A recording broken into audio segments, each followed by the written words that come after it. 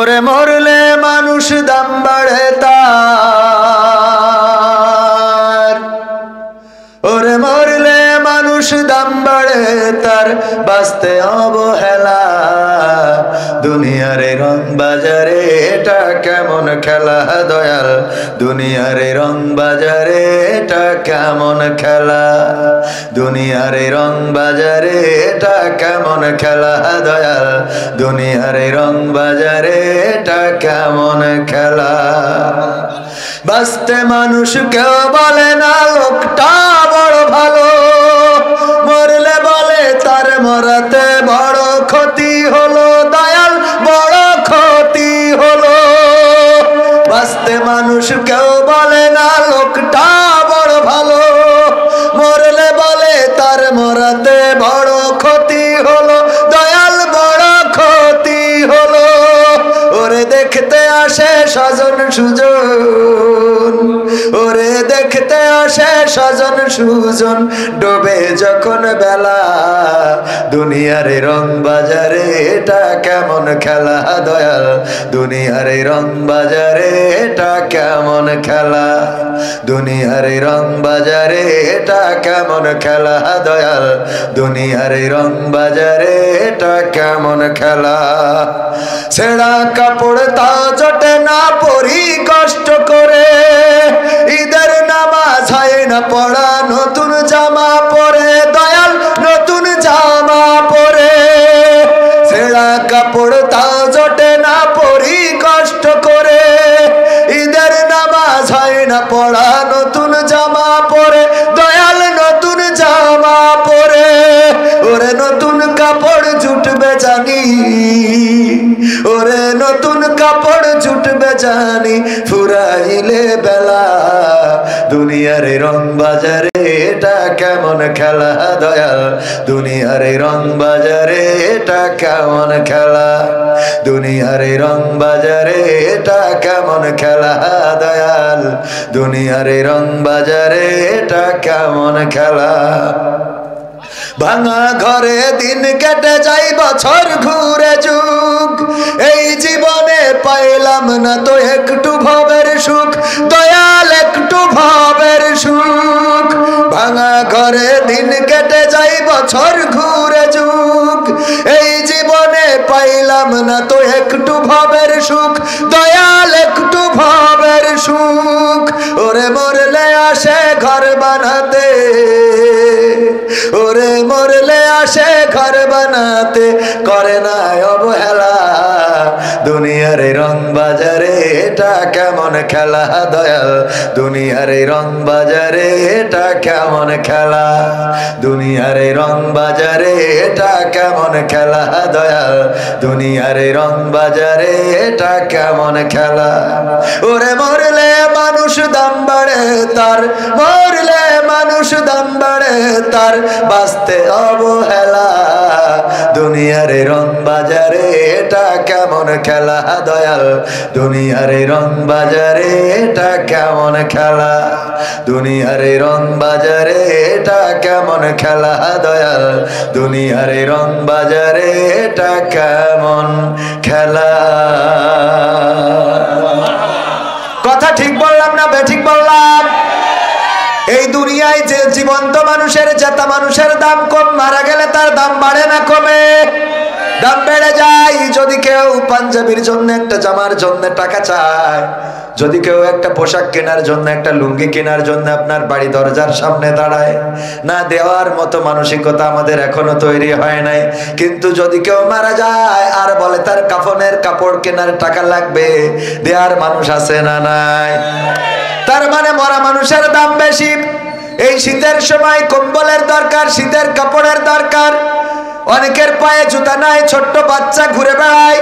যদি ঢাকা শহরে যান দেখবেন বাস স্ট্যান্ডে, বাস স্টেশনে, রেল স্টেশনে অনেকেই শুয়ে আছে, নিচেই শেখ হাসিনা, উপরে খালেদা জিয়া। আছে না নাই? ফখরুল ইসলাম আলমগীর নিচে, আর উপরে ওবায়দুল কাদের। বুঝেছেন তো এটা কি? কি কত? হ্যাঁ, ব্যানার। হ্যাঁ হ্যাঁ, বুঝতে পারছেন তো? এই ব্যানার একটা বিছাইছে আর একটা উপরে দিয়েছে, নিচেই শেখ হাসিনারা বিছাইছে, উপরে খালেদা জিয়া। এইগুলো নিয়ে শুয়ে থাকে। তাদের একটা কম্বল, একটা পার্টি, একটা এই জাতীয় শীতের কোনো পোশাক যদি কেউ দেয়, ওদের অন্তরাত্মা খুশি হয়ে যাবে, আল্লাহর আরশ খুশি হয়ে যাবে। এটা করার মানুষ পাওয়া যায় না। চিকিৎসার জন্য যদি কেউ টাকা চায়, দেওয়ার মতো মানুষ নাই, কিন্তু তার যারা যারা দাফন কাফনের জন্য দেওয়ার লোক আছে না নাই? যদি কারো ঘর পড়ে যায়, ঘর ভেঙে যায়, ঝড়ে উড়ে যায়, আর যদি বলে একটা বাঁশ দেন আমার ঘরটা ঠিক করব, যদি আমার ভাইকে বলে ভাই ঝাড় থেকে কি বাঁশ দিয়ে, কয় এই মাসে ঝাড়ে বাঁশ কাটা হারাম, তুমি জানো না? হাদিস দেখাবে যে এই মাসে ঝাড়ে বাঁশ কাটতে, এখন কুড়া বের হবে। কি বের হবে? কুড়া বের হওয়ার সময় বাঁশ কাটতে নেই, বলে না ভাইজান?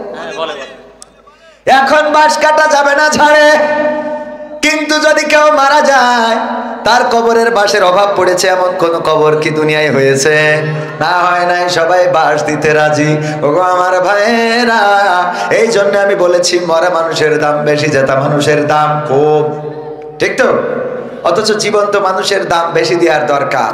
আজকে এখানে আমরা যারা এসেছি, চেষ্টা করব আমাদের যতটুকু এখানে এই যে যুব সংঘ মাহফিলের আয়োজন করেছে, তারা সামাজিক কাজ করে থাকে, আমি ওদের ব্যাপারে আলোচনা করব। কিন্তু মানে আগেই এইটা বলছি যে ওরা যে সামাজিক কাজ করে, সামাজিক কাজের সাথে ব্যক্তি অবস্থান থেকে আমাদের মানে যতটুকু পারা যায় সহযোগিতা করার পাশাপাশি নিজেরাও এই কার্যক্রম চালিয়ে নেওয়া দরকার। বলেন ঠিক না বেঠিক? এতে করে কি হবে?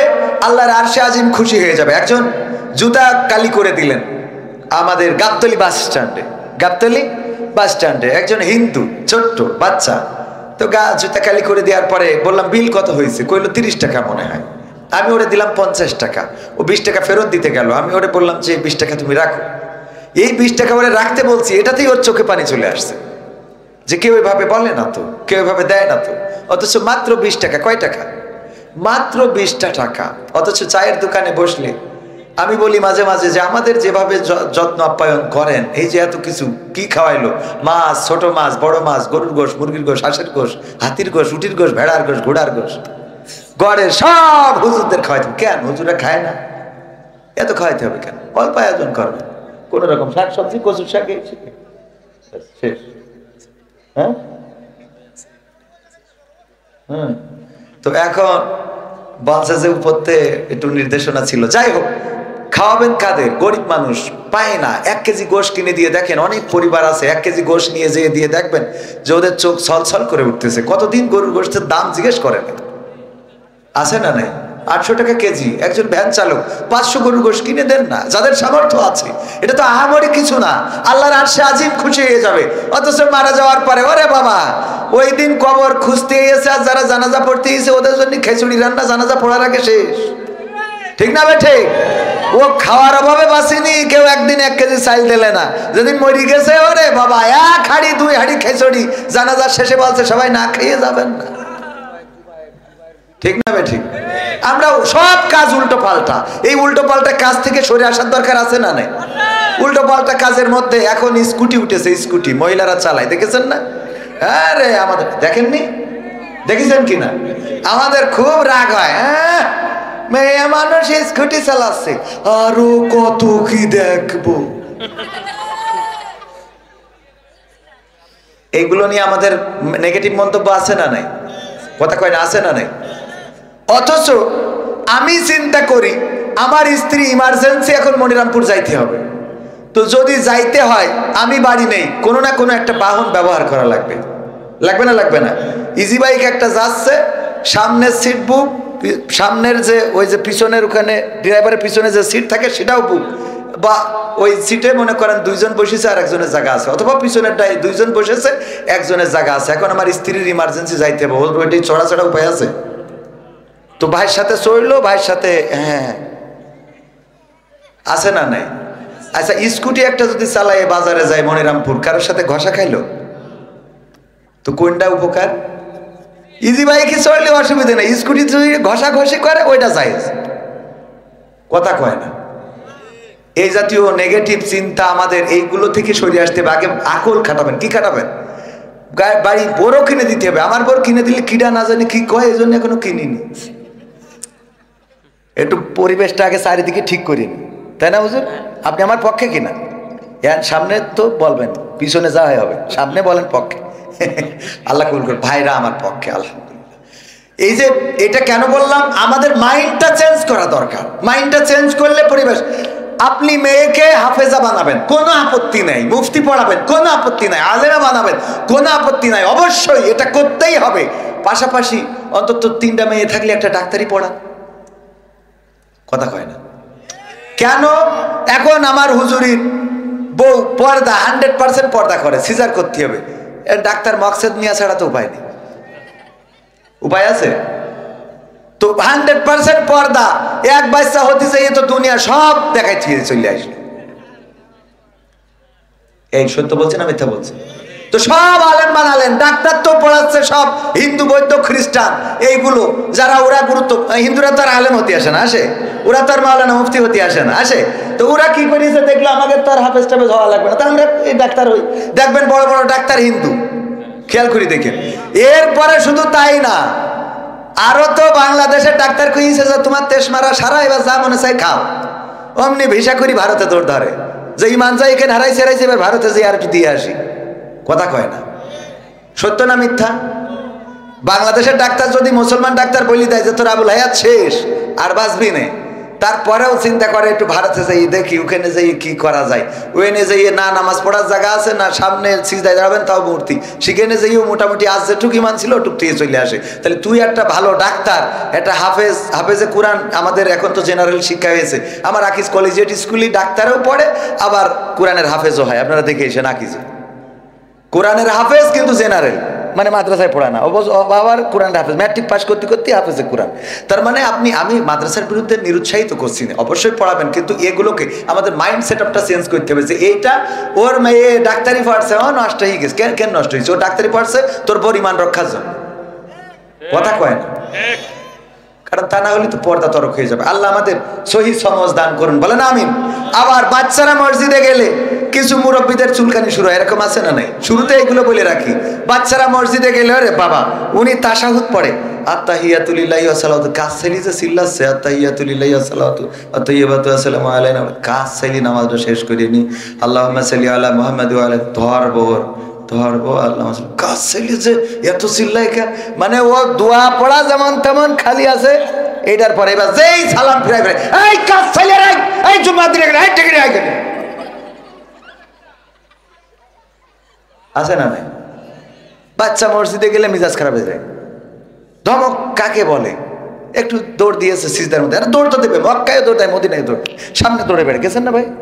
হ্যাঁ, সামনে দৌড়ে বেড়ায়, বাচ্চাদের তো দৌড়ে দিতে, ওদের কাজই হলো দৌড়ায়, ওই এমন ধমক দেয়। অথচ এই মুরব্বীরা কোনোদিন বাচ্চা প্রথমে বিড়ি ধরার আগে লাউয়ের ডগা টানে। কি টানে? হুজুর জানে না মনে হয়? লাউয়ের ডগা টানাকে কেন্দ্র করে কোনো মুরব্বী ধমক দিয়েছে দেখেছেন কোনোদিন? ক্যারাম বোর্ডের আড্ডায় রয়েছে বাচ্চারা, ছোট ছোট বাচ্চা ক্যারাম বোর্ড খেলছে, কোনোদিন ধমক দিতে দেখেছেন? তাস খেলতেছে, কাঠ খেলতেছে, দোকানের পিছনে মাল খাচ্ছে, বিড়ির মধ্যে ফেলাই দিয়েতে গাঞ্জা টানতেছে, এক জায়গায়ও কোনো মুরব্বীর পালাম না ধমক দিতি। অথচ মসজিদি বাচ্চা যে যদি একটুখানি করেছে, এই তোর বাবার নাম কি, এই তোর আসতে পারি না,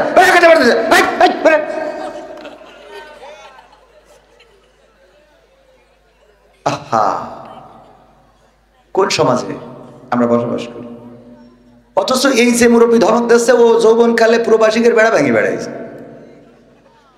খুঁজে দেখেন, ও যৌবনকালটা ছিল পুরাটাই দাড়ি রাখা তো দূরের কথা, মানুষের বেড়া ভেঙে শেষ করে বলি, তরকারির বেড়া। বড্ড হাজি, এই জন্য মুরব্বী, আমার মাদ্রাসার বেড়া ভেঙেছে, নামাজ পড়ে আমার মাদ্রাসার বাউন্ডারি ভেঙেছে, নামাজ পড়ে আজান দিয়ে। এই মুরব্বীগুলো মাদ্রাসার আলেমদের বিপক্ষে, আমার মাদ্রাসার বাউন্ডারি, নামাজিরা নামাজ পড়ে ভেঙেছে। কি দরকার এই নামাজের? আল্লাহ বললেন ইন্নাস সালাতা তানহা আনিল ফাহশাই ওয়াল মুনকার, নিশ্চয় নামাজ অশ্লীল এবং খারাপ কাজ থেকে বিরত রাখে। আর আপনি নামাজ পড়ে আজান দিয়ে খারাপ কাজ করতেছেন, বিড়ি ছাড়তে পারলেন না, আমিন যখন বলেন তখন মনে হয় যে খানিক দূরে সরে যায়, তারপর খানিক পরে আসবেন, ঠিক না বেঠিক? আমিন বলার সময় দুই পাশে কান্দের ফেরেশতা তো আগের থেকে চলে যায়, যে পরে এসে সওয়াব লিখবেন। আপাতত তুই আমিন বলিয়ে নে, ঠিক না বেঠিক? নিজেদের হুজুর একটু দোয়া করেন আমার পৌঁছানো, একটু পর্দা করি চলে। তুই 20টা মহিলার সাথে তোর লাইন, তোর বউ পর্দা করবে কি পাগল পাইছিস? কথা কয় না। নিজে বিলকিসের সাথে কথা মারবা, বিলকিস হ্যালো কেমন আছে, আর তোমার বউ বল্টুর সাথে কথা বলবে না, তুমি পাগল পাইছো। পরিবর্তন আগে নিজের দরকার। আপনি ফজরের সময় নাক ডেকে ঘুমাচ্ছেন, কম্বল টেনে নিয়েছেন, আর বউ তাহাজ্জুদে বসে রয়েছে এখন আপনার জন্য, তাই মনে হয় আপনার? মনে হয় ফজর বলছে যে বল দিন এই বেড়ার মধ্যে, এক বেড়ার মধ্যে ছাগল ছিল 5টা, 3টে বেরোয় গেছে, আর কটা থাকে? বলছে একটাও থাকে না। 3টে বেরোয় গেলে কটা থাকে? হ্যাঁ, 5টার মধ্যে 3টে বেরোয় গেছে, কটা থাকে? 2টা। বলছে একটাও থাকে না। বলছে একটাও থাকে না মানে 3টে বেরোয় গেছে, এখনো 2টো না থাকার কথা। বলছে আপনি ছাগলের ধর্ম জানেন? ও 3টে বেরোয় গেলি 5 ও 2টো চলে গেল। 3টে বেরোলি ও 2টোর মধ্যে থাকবে না, ও পিছন দিয়ে ও 2টো ওকে পিছন দিয়ে চলে গেছে। আপনি যেই দেখে আসেন। তা তুমি মিয়া যদি নামাজ না পড়ো, তা তোমার বউ তাহাজ্জুদ পড়া তো দূরের কথা, ও আগে যা পড়িল ওইগুলোর জন্য আরো মাপ চাবে, আল্লাহ ভুল করে ফেলেছি।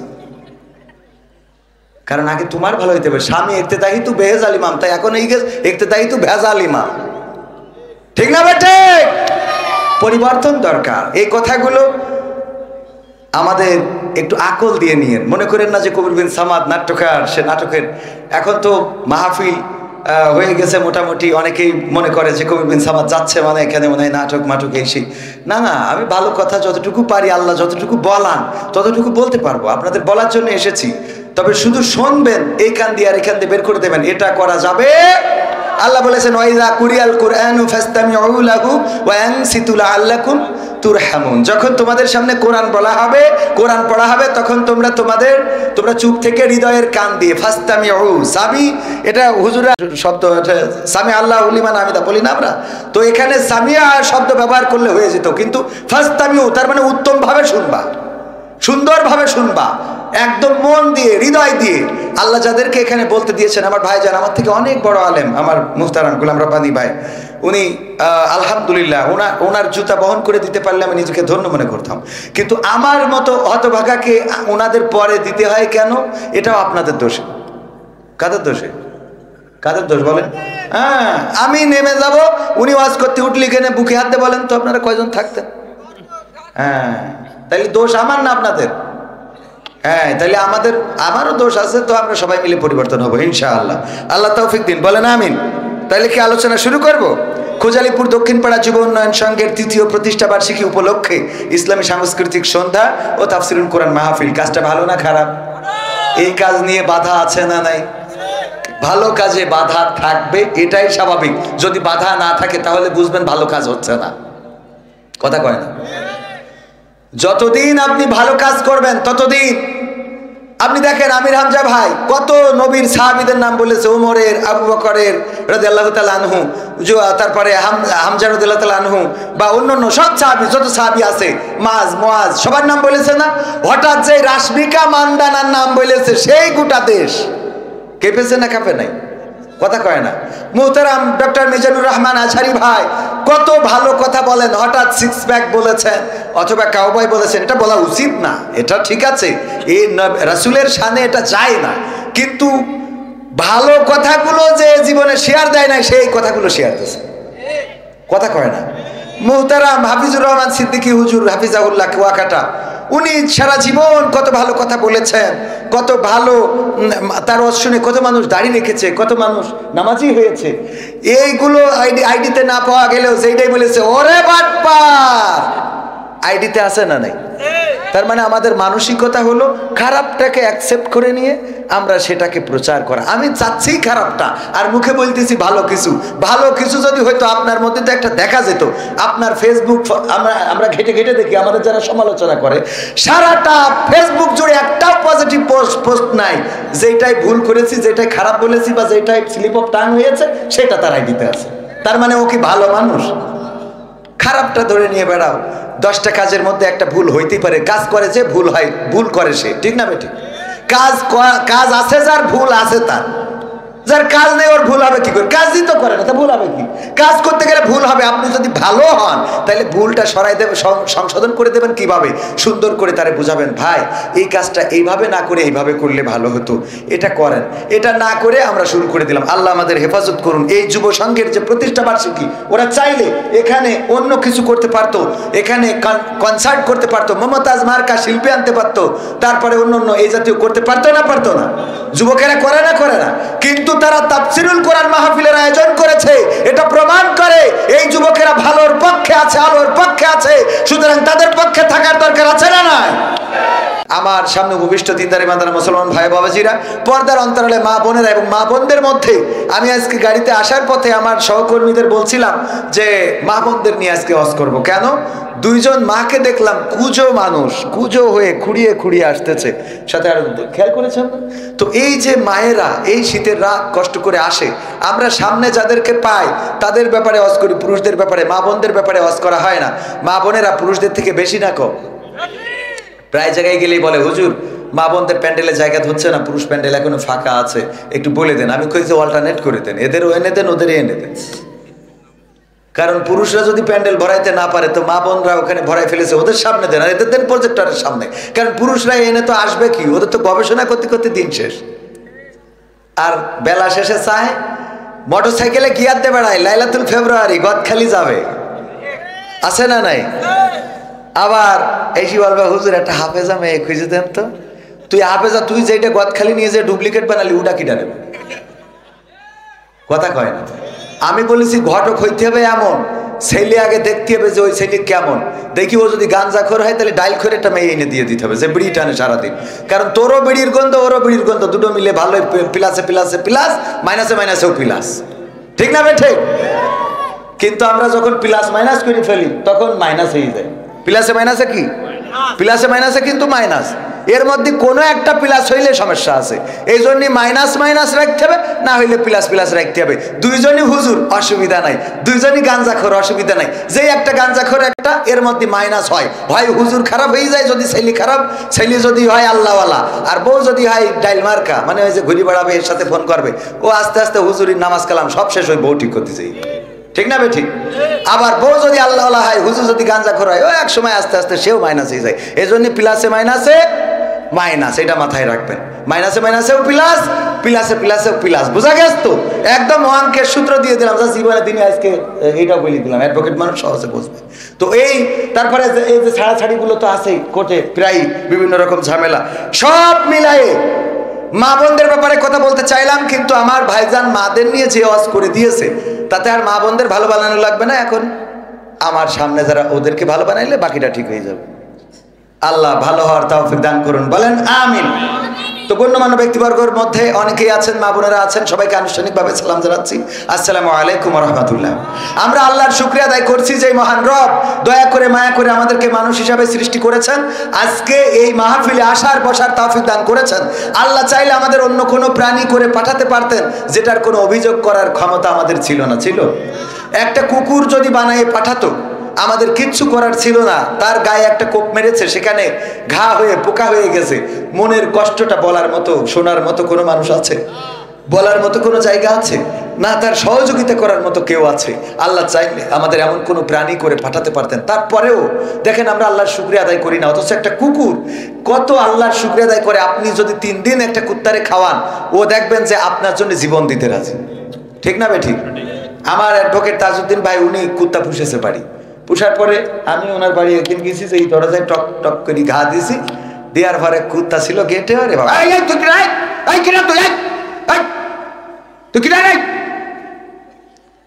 শুরু করে দিয়েছে। আরে বাবা, মানে আজান দিয়ে এই বলে তো নাকি, কুত্তার ভাষায় এটা বলে যে তুই কিডা, কোনটা আছিস, তোর এত ভাব কিসির, খবরদার গেটের মধ্যে ঢুকবি না। আমি তোর ঢুকে দেবো, খবরদার খবরদার ঢুকে দেবো। ভাই কুত্তার জন্য আলাদা কিছু খাওয়ায় না, যেগুলো খেয়ে অবশিষ্ট থাকে, কিছু হাড়, কিছু মাছের কাটা, এইগুলো কুত্তারে দেয়। তার জন্য ওই গেটে বসে ওইভাবে পাহারা দিচ্ছে। এর মধ্যে যদি ভাই টের পায়, এই সেতে গেটের সামনে এসে যদি দেখে যে আমি পরিচিত লোক কবির বিন সামাদ, ও দেখি গেট খুলিছে, খুলে কুত্তার খালি একবার যাই, কুত্তা বুঝতে পেরেছে রং নাম্বারে ডায়াল করে ফেলেছে। ঠিক না বে? ঠিক। কুত্তার বুঝে শেষ যে রং নাম্বারে ডায়াল হয়ে গেছে, আমি বড্ড ভুল করে ফেলেছি, আমার মালিকের পরিচিত মানুষকে আমি ধমক দিয়েছি, আমি তারে গালি দিলাম, আমি তারে যা মনে চেয়েছে বলেছি। কেন বললাম? নিজের মধ্যে অনুশোচনা শুরু হয়ে যায়, কোনো কথা তো বলেই না, লেজটা একেবারে কাঁচা দিয়ে দেয়, আর মালিকের সামনে খালি কাচুমাচু করে, ক্ষমা করে দাও, ক্ষমা করে দাও। বলে না? বলে না? আমার যতক্ষণ পর্যন্ত মালিক স্বাভাবিক না হয় ততক্ষণ পর্যন্ত দেখবেন ওই কুত্তা। আর যদি চোর হয়, যদি মালিক ওইটা দেখে একটা লাঠি নিয়ে আসে, ওই মালিক গেট থেকে বের হওয়ার আগে কুত্তা বেরোয় চলে যায়। ঠিক না বেঠিক? খাওয়া পায় কি? হাড়, কাটা, উচ্ছিষ্ট, বাচ্চা পায়খানা করে রেখেছে ওইটুকু খায়। ঠিক তো? এই কুত্তা যদি এতটুকু খেয়ে মানুষের এত গোলামি করতে পারে, মালিকের যদি এত দেখে রাখতে পারে, যদি সে গেটে পাহারা দিতে পারে রাত জেগে জেগে, যে আল্লাহ আমাদের হাত দিলেন, পা দিলেন, চোখ দিলেন, কান দিলেন, কথা বলার শক্তি দিলেন, এত সুন্দর চেহারা দিলেন, আল্লাহ রাব্বুল আলামিন আমাদের রাজনীতি করার তৌফিক দিলেন, আবার শেখ হাসিনারও বিদায় করে দিলেন। ঠিক না বেঠিক? পরিবেশটা শান্ত করে দিলেন, যে আল্লাহ রাব্বুল আলামিন এত নিয়ামত আমাদের দিলেন। একটা বউ দিয়েছেন, শীতের রাতে কম্বল গরম করা থাকে, আপনি তো তাস খেলে যেয়ে ঢোকেন খালি। ঠিক না বেঠিক? বউ দিয়েছে কার কার? হাত উঁচু করেন। বিয়ে করেছেন কয়জন? এটা হাত উঁচু করেন। লজ্জার কিছু নেই, আর একটা করবেন, ধান্দা আছে। হাত উঁচু করেন। হ্যাঁ, আলহামদুলিল্লাহ অধিকাংশ বিবাহিত।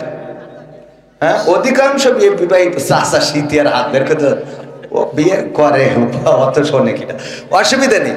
এই যে স্ত্রী, এটাও আল্লাহ রাব্বুল আলামিনের দেয়া নিয়ামত, বলেন সুবহানাল্লাহ। বিয়ের জন্য কত মানুষ, কত মেয়ে দেখছে, পছন্দ হচ্ছে না, কত কবিরাজের কাছে যায়। দেখেন দিন আমার বিয়ে, হুজুরের কাছে যায়, হুজুর ফুটু দিয়ে কয় তোমার তো বিয়ে বন্ধ করতে গেছে। তা কি করতে হবে? তা 5,001 টাকা লাগবে।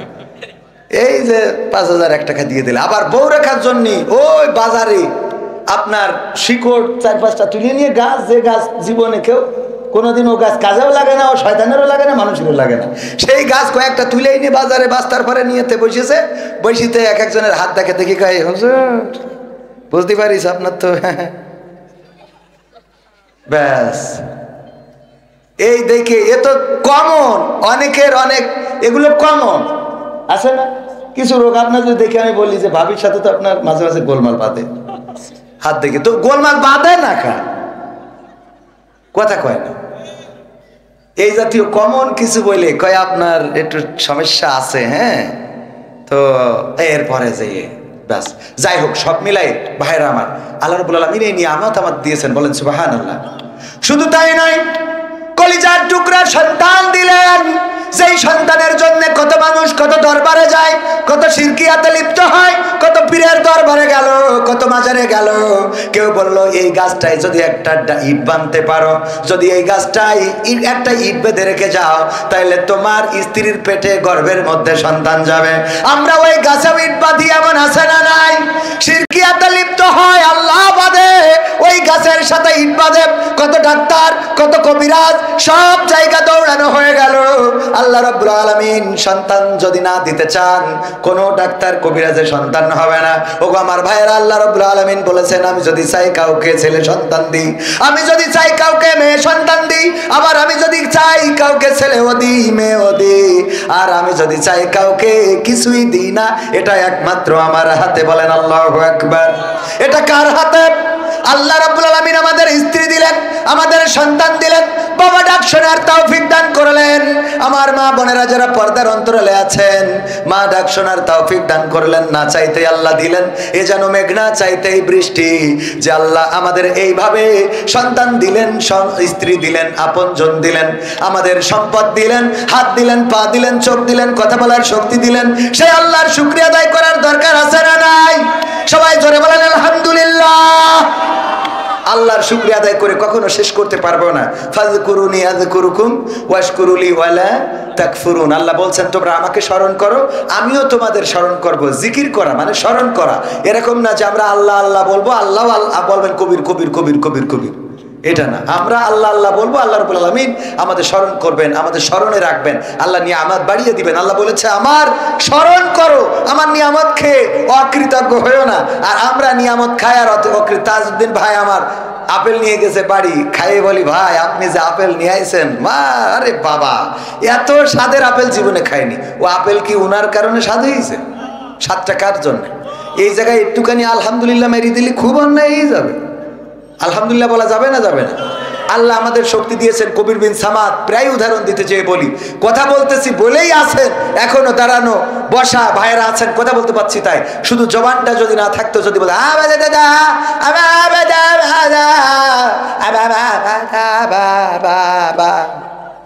কয়জন থাকতেন? কয়জন থাকতেন? কত মিনিট থাকতেন? একটা বোবার সাথে কেউ কথা বলতে চায় না। কোনো বোবারে আপনি বোবার সাথে গল্প করেছেন কোনোদিন? একজন আছে বলেন যে হ্যাঁ আমি বুবার সাথে গল্প, কি গল্প? আজকেও নামাজ পড়ে আমাদের মসজিদের বুবা 5 ওয়াক্ত নামাজ পড়ে।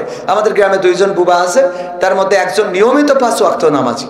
তো ওই নামাজ শেষ হলেই ও কিছু না কিছু বলবে, আমি ওর ঠিক মতো বুঝিও না। তবে আজ সন্ধ্যেবেলা মনে হইলেও বলছে যে আজকে কোনো টেন্ডার নেই নাকি, মানে এরকম কিছু মাগরিবি নামাজ পড়ার পরে তো বলছে যে কি আজ কন্ট্রি নেই নাকি? তা আমি বললাম আছে, পরে যাবো। বলছে ঠিক আছে, মানে ওর মতো বুঝলো আর আমি আমার মতো বললাম। আমি বুঝে নিলাম যে ও বলছে যে ও বুঝতেছে যে বলছে, তা আমি বলছি বলছে ঠিক আছে। বিষয়টা বুঝতে পারিছেন? মানে ও মনের ভাবটা প্রকাশ করলো যে প্রতিদিন তো কুপান্তে বেড়াও, তা আজকে নেই নাকি? ভাইরা আমার, এই যে বোবারা, ওর সাথে উজ্জুগ করে কখনো গল্প করতে চাই না, বরং চেষ্টা করি ও যেন আমার, কারণ সব কথা বুঝি না। ওরে ভাই তুই বকিস না, দিন কি বলছিস বুঝছি আমি, বাবা হয়ে গেল, এই গল্প শেষ। বুঝি না তুই যে আল্লাহ জবান দিয়েছেন, শুকরিয়া আদায় করবো না? বলেন আলহামদুলিল্লাহ। শুধু তাই না, এরপরেও আছে প্যারালাইজড হয়ে যদি এক সাইড পড়ে যেত, এখানে আসতে পারতাম? লাঠি ভরতে উঠতে পারতাম না। হঠাৎ প্যারালাইজড হয়েছে, কালকে যে বললো এই মনিরামপুরের দোকানের শাটার খুললি, তোর শাটার খুলি বলবো, সেনোরা 16 বছর পরে ক্ষমতা পাইছি। হঠাৎ ওই রাত্রি যদি এক পাশ পড়ে যায়, অমনি পরের দিন যাই যদি কয় ভাই অনেক কষ্ট হচ্ছে, বাচ্চা কাচ্চা নিয়ে দোকানটা না খুললি তো বিপদ, এক সাইডতে পড়ি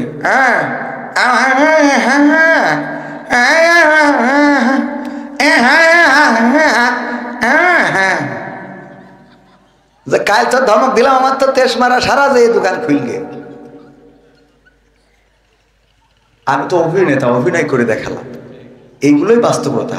আজকে ধমক দিয়েছেন, আজকে এখানে বক বক করতেছি, কালকে যদি আল্লাহ না করুন এক সাইড ফেলে এক সাইড হ্যাঁ, যদি মাহফিলে নিয়েও যায় যে হুজুর আপনি না আসলে মান সম্মান থাকবে না, আপনি গাড়িতে হলে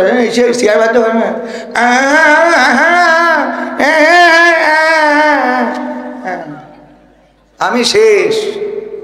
এর বাইরে কিছু আছে? যে আল্লাহ আমাদের শক্তি দিয়েছেন, বলেন আলহামদুলিল্লাহ। আল্লাহ শুকরিয়া আদায় করে কখনো শেষ করতে পারবো না। একজন বিশেষ দলের লোক বলেছেন মাহফিলে জামাত ইসলামকে উপস্থাপন করা মুনাফিকি কাজ, এ ব্যাপারে আপনার মত কি? বাবা রে, যে বলেছে ওর আগে স্ট্যাটাসটা দেখছি, কথা বোঝেননি? বউ কেমন এইটা ঘটকের চেহারার পরে নির্ভর করে, কথা কি বুঝতে পারিছেন? বউ কেমন সেটা কার উপরে নির্ভর করে? ঘটকের চেহারার পরে। ঘটক যদি গাঞ্জাখোর হয় তা ওর দিয়ে ভালো চেহারার মেয়ে পাওয়া সম্ভব? ঘটক যদি মুফতি মুহাদ্দিস হয় তাহলে দেখবেন সে আলেমা পাত্র আলেমা পাত্রী খুঁজে বেড়ায়। ঘটক যদি মানে খারাপ চেহারার হয়, ওর কাছে তো মোটামুটি ওর থেকে একটু আপডেট হলেই কবে যে পরিমণির দেখে আইছি, কারণ ও বাড়ি যেটা দেখে ও তো বেকায়দা ওর দিক টাকালি উঁচু করতে আর একবার, এরকম আছে না? তো এই জন্যই ঘটকের চেহারার পরে নির্ভর করে। তো যেই ব্যক্তি বলেছে যে জামাত ইসলামকে উপস্থাপন করা মুনাফিকি কাজ, আমি বলবো যে বলেছে তার স্ট্যাটাসটা কি? সে যদি মুফতি মুহাদ্দিস আলেম ওলামা বা এই অ্যাঙ্গেলের হয় তাহলে অসুবিধা নেই, কিন্তু সে যদি হাউন আঙ্কেল হয় তাহলে তার ব্যাপারে ওয়াজ করি কোনো লাভ নেই, কারণ ওদের আল্লাহ এইসব বলার জন্যই বানাইছে। কথা কয় মানে কিছু তো বলতে হবে, তাই বলে।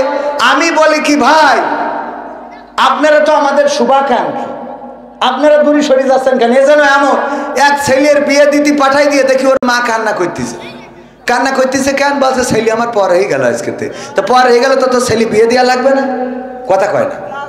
ছেলে বিয়ে দেওয়া লাগবে কিনা? অনেক মা আছে ছেলে বিয়ে দিতে পাঠাই দিয়ে ওরে কান্না কান্না করে সারাদিন। মেয়ে বিয়ে দেবে বুঝলে ঘটকের পিছনে লাগি থাকলো যে একটু মেয়েরা বিয়ে বাপের কাছে লেগে দেয়, বড় হয়ে যাচ্ছে একটু পার করার ব্যবস্থা করো, পার করার ব্যবস্থা করো।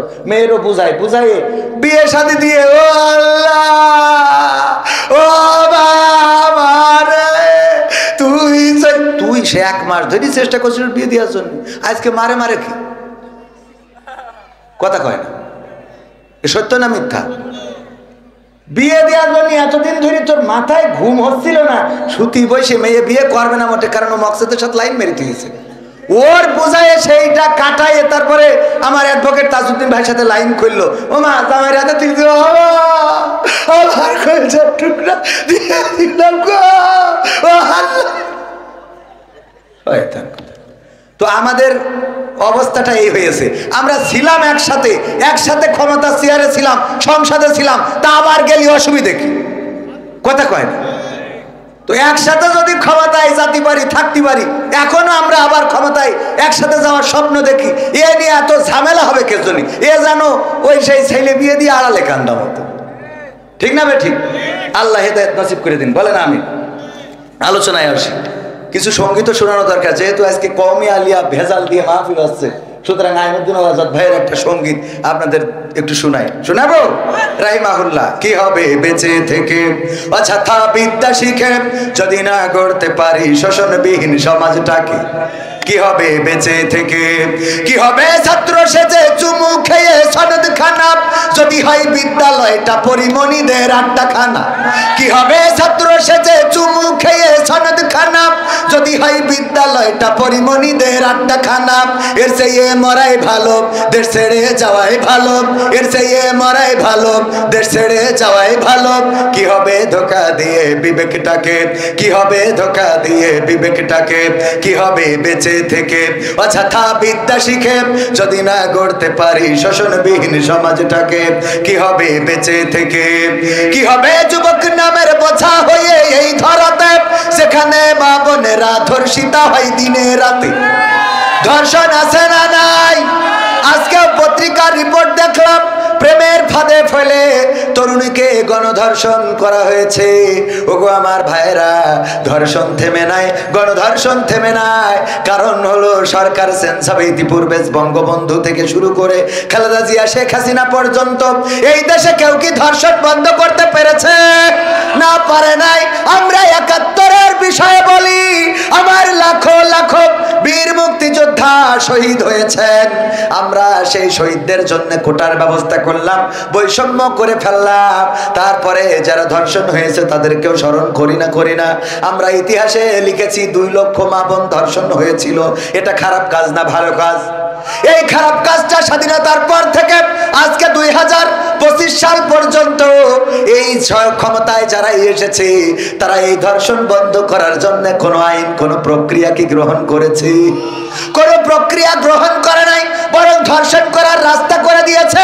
সেটা হলো এই বাংলাদেশে 18 বছরের পূর্বে নাকি বিয়ে করা যাবে না। আইন আছে না নাই? কিন্তু 18 বছরের আগে 12 বছর 13 বছর 16 বছরের ছেলেরা মেয়েরা যখন গদখালিতে যায়, ফুল কিনে মাথায় পরায় দেয়, মোটরসাইকেলে নিয়ে গিয়ার মেরে বেড়ায়, তখন এটা নিয়ে আমাদের ওই তত্ত্বাবধায়করা কোনো কথা বলে? সুতরাং ধর্ষণ করার রাস্তা করে দিয়ে তারপরে কি করে তুমি ধর্ষণ বন্ধ করবা? ধর্ষণ তো বন্ধ হবে সেই দিন যেদিন বিয়েটাকে সহজ করে দিবা। যেদিন বিয়েটা সহজ করে দিবা মানে যখনই ঝোঁক লাগবে তখনই বিয়ে করবে। আরে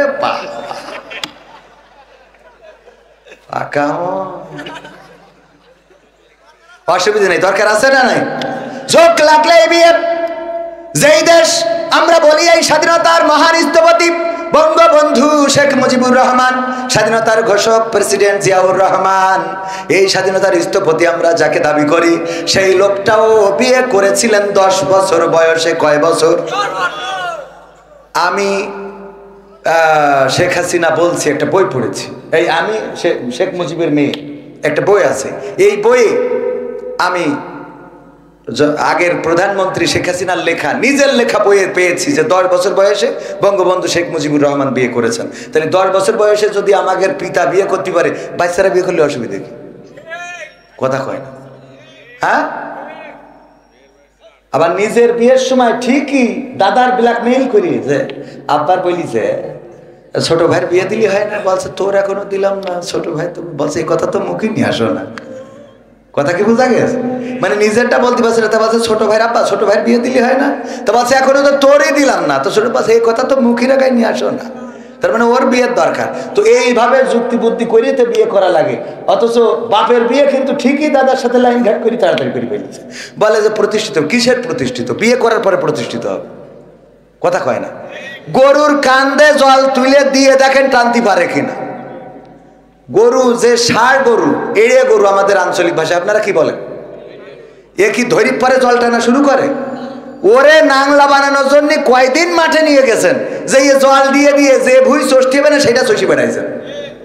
গাড়ি আপনার কোনটু যাওয়া লাগবে না, ডুডু মালয়েশিয়া তাওলা আলহামদুলিল্লাহ অনেকেই আছে মালয়েশিয়ায়, এই মনিরামপুরের লোক আছে এবং মনিরামপুরের বড় বড় ব্যবসায়ী রয়েছে, এমনকি সেকেন্ড হোম নিয়ে আছে মনিরামপুরের সন্তান আমাদের খায়রুল ভাই, পরিবার নিয়ে তো আছে হ্যাঁ অনেকেই আছে আলহামদুলিল্লাহ।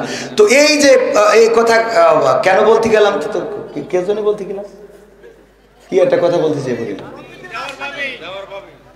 হ্যাঁ দেওয়ার ভাবি, ও মালয়েশিয়ায় থাকে। এই যে দেখেন আমি ভুলে গেছি, ও ভাবির সাথে লাইন করে ফেলিছে, 3টের সময় গেছে, আমার ভাইরা খোঁজ রেখে রেখে একদিন যেই আটকাইছে, পিছনে একটা বেড়ার ভাঙাচোরা জায়গা ছিল, বেরোইছে জায়নামাজের পাটিতে বসা, জায়নামাজের পাটিতে সিজদায় পড়ে রয়েছে, ঘরে ঢুকেতে উঠাইছে, এই ওট সিজদাতে, বলছে আমি এখন আসমানে 7 আসমানে চলে গেছি ফিরে, সিজদা দিয়ে আমার টেনে তুলছাও মানে কি, আমি তাহাজ্জুদে, বলছে তুই তাহাজ্জুদে এটা তো জানি, তুই তো আল্লাহওয়ালা এটাও মানি, তুই তো পরহেজগার, কিন্তু তো স্যান্ডেল ভাবির খাটের তলে কে? কথা বলেননি তো, স্যান্ডেল জোড়া ভাবির খাটের তলে কে? মানে তাড়াতাড়ি বেরোতে যাই তো স্যান্ডেল নিতে পারি। যারা এই দেশে ধর্ষণ বন্ধ করার কথা তারা ধর্ষণ বন্ধ করে না, জেনা বন্ধ করার কথা করে না, অথচ ব্যবসা করে। 1971 আমার মা বোনদের ধর্ষণ করা হলো, জেনা করা হলো, মা বোনদের ক্ষতি করা হলো, তাদের ইজ্জত নিয়ে ছিনিমিনি খেলা হলো, অথচ কার্যকারী পদক্ষেপ নেওয়া হয় নাই। আল্লাহ রাব্বুল আলামিন কার্যকারী পদক্ষেপ নেওয়ার জন্য কোরআন দিয়েছেন। কোরআনের আইন যদি কায়েম হয়ে যায় আর এই মনিরামপুরে যদি একটা শাস্তি কার্যকর হয়, গোটা বাংলাদেশের মানুষ এই ক্যামেরার মাধ্যমে দেখবে, ভিডিওই দেখবে, ইউটিউবে দেখবে, ওয়েব নিউজগুলো, নিউজ চ্যানেলগুলোতে দেখবে। বাংলাদেশ বেতার বিটিভি এখন তল্লে বিশ্বাস করে না, ওরাও এইটা দেখাবে। আজকে দেখলাম সময় টিভি মিজানুর রহমান আজহারি ভাইয়ের আলোচনা পর্যন্ত লাইভ দিচ্ছে সময় টিভিতে, যদি দেখে থাকেন আপনাদের চোখের সামনে পড়ে থাকতে পারে। এখন সময় টিভিও অসময়ের কাজ করা শুরু করেছে, ঠিক না বেঠে? ও আমার ভাইরা, এইভাবে যখন দেখাবে, দেখানোর পরে গোটা বাংলাদেশে আর জেনার বিরুদ্ধে কি কোনো ধর্ষণের বিরুদ্ধে আর ওয়াজ করার দরকার হবে না? হবে না। এই জন্য আইনুদ্দিন আল আজাদ ভাই বললেন, কি হবে যুবক নামের বোঝা হয়ে এই ধরাতে, যেখানে মা বোনেরা ধর্ষিতা হয় দিনে রাতে, যৌবনের সার্থকতা ঘুষিবে সকল ব্যথা, যৌবনের সার্থকতা ঘুষিবে সকল ব্যথা। পার যদি বলি দিতে মানুষরূপী পশুটাকে, পার যদি বলি দিতে মানুষরূপী পশুটাকে, কি হবে বেঁচে থেকে অযথা বিদ্যা শিখে, যদি না গড়তে পারি শোষণবিহীন সমাজটাকে, কি হবে বেঁচে থেকে? কি হবে লেখালেখি কলমবাজির ওই মহড়া, সমাজের আসল চিত্র যদি না যাই তুলে ধরা। সাংবাদিকরা সব কথা কি তুলে ধরে? না, তুলে ধরে না, সব কথা প্রচার করে না। হলুদ সাংবাদিকতা আছে না নাই? হলুদ সাংবাদিকরা এই বাংলাদেশের ব্যাপারেও ভুলভাল নিউজ দাদাদের দেশে প্রচার করেছে। ভুলভাল নিউজ প্রচার করার কারণে ওই দাদার দেশে হিন্দুদেরকে খেপিয়ে তুলেছিল। তারা বর্ডারে এসে ঝামেলা করছিল যে যাব যাব বাংলাদেশে যাব, চলো চলো ঢাকা চলো, বলেছে না বলে নাই? ওই দেশের মিডিয়ায় দেখানো হয়েছে হিন্দুদেরকে নাকি তার মাথা কাটা হচ্ছে। এই মাথা না, অন্য মাথা। আসলে কি কাটা হচ্ছে? না কাটা হচ্ছে না, প্রচার করতে থাকলো। আল্লাহ রাব্বুল আলামিন তাদের মুখ উন্মোচন করে দিয়েছেন। এখন সেই দাদার দেশ, তারা আমাদের বিজিবির কাছে নিজেরাই এখন মাথা নত করে। বলেন ঠিক না বেঠিক? এখন চোখে চোখ রেখে কথা হয়, ঠিক না বেঠে? এখন চোখে চোখ রেখে কথা হয়। এখন আর অত তোষামত করা হয় না, করা হবেও না। চাঁপাইনবাবগঞ্জে যখন বেড়া তুলতে গেল, ওখানে উল্টো পাল্টা কাজ যখন করতে গেল, আমার চাঁপাইনবাবগঞ্জের জনগণ বড় বড় ছুরি নিয়ে এসে দাঁড়াইলো। আইসেও দেখা হবে, মুরব্বীরা পর্যন্ত ছুটে জাতি লাগলো। বিজিবি থামাইছে, চোখে পড়েছ না পড়ে নাই, ছুটে চলে যায় বর্ডার খাই বাইরে হালবা আজকে সব। আমরা বললাম তোমরা যারা প্রচার করেছ, তোমাদের মাথা না কাটলে, এই দেশে হিন্দুরা মাথা না কাটলে বাস করতে দেওয়া হচ্ছে না। আমাদের দেশে এমন কিছু ঘটে নাই, তবে এটা সত্য। তোমরা যারা বলছো চলো চলো ঢাকা চলো, আইসো, আমরাও তার কাটার বেড়ার কাছে ছুরি নিয়ে বসে থাকলাম। আসপা কাটবো, তারপর ঢুকাবো। ঠিক আছে তো? এত সোজা না। জিজ্ঞেস করবো, দাদা কেটে এসেছেন নাকি গিয়ে কাটবেন? হ্যাঁ, মনে থাকবে। কারণ এই দেশ রক্ত দিয়ে এনেছি, জীবন দিয়ে এনেছি। এই দেশে দাদাদের প্রভুত্ব মেনে নেব না। প্রতিবেশীর মতো থাকতে হবে, সম্পর্ক হবে সমানে সমান। তোমরা ট্রানজিট চাইলে আমাদের ট্রানজিট দিতে হবে। তোমরা ট্রেন চালাবো আমাদের বুকের উপর দিয়ে, আমাদের ট্রেনও তোমাদের বুকের উপর দিয়ে চালাতে দিতে হবে। তোমরা এত সোজা, এত সস্তা মনে করো না। এই দেশ রক্ত দিয়ে এনেছি, রক্ত দিয়ে দেশের মানচিত্র রক্ষা করব আমরা। এই দেশে ইতিপূর্বে যেটা ঘটেছে, ওই দেশের প্রেসক্রিপশন আর এই দেশের ডাক্তার, এটা আর চলবে না।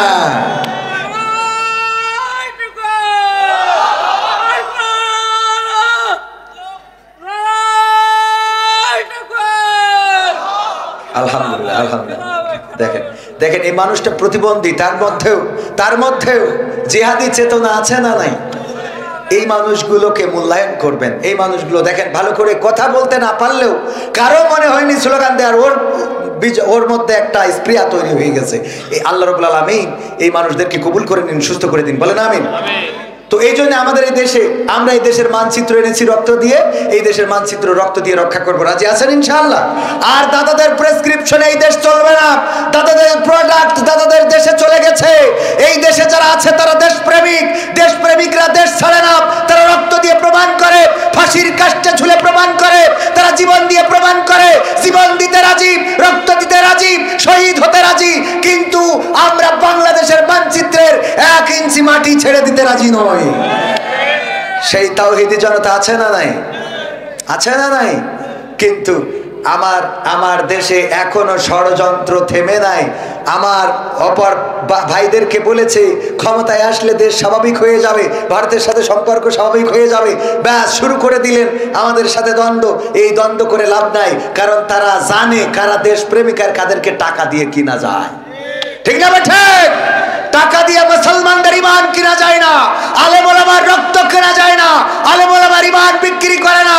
এই দেশ থেকে আমার আলেম ওলামা সিদ্ধান্ত নিয়েছিল হিন্দুদের মন্দির পাহারা দেবে। দুর্গাপূজায় অনাকাঙ্ক্ষিত ঘটনা ঘটে নাই, বলেন ঠিক কিনা?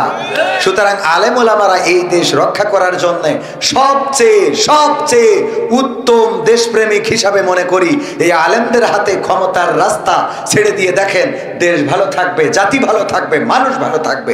আর যারা ওই যে মিজানুর রহমান আজহারি ভাই বলেছিল যে একদল খেয়ে গেছে আর একদল খাইতে চাই, অমনি মাথা গরম হয়ে গেল। আমি বললাম, বলতেছে ওরা যার শোনা যাবে না। আমি বললাম আপনি বোঝেনি নাই, কার কথা বলেছে? কোন দলের নাম ধরেছে? কয় না।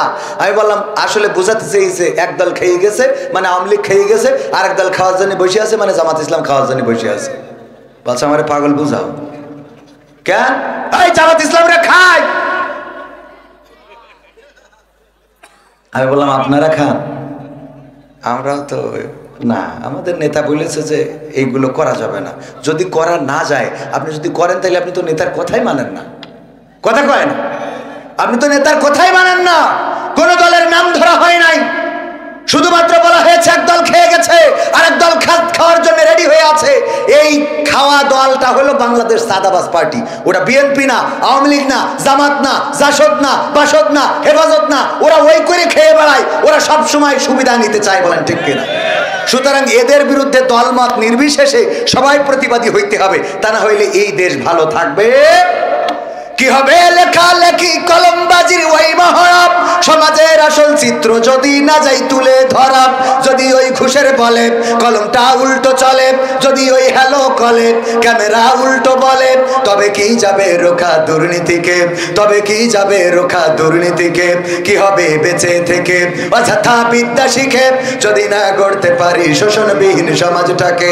কি হবে বেঁচে থেকে, কি হবে নামাজি রোজা ইমানদারির বড়াই করে কোরআনের কর্মীগুলো থাকে যদি কারাগারে।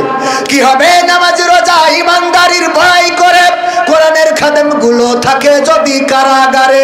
মসজিদের কোণে বসে জিকির যত করো কইছি, জিকির আছে না নাই? এখন আবার নতুন জিকির উঠছে,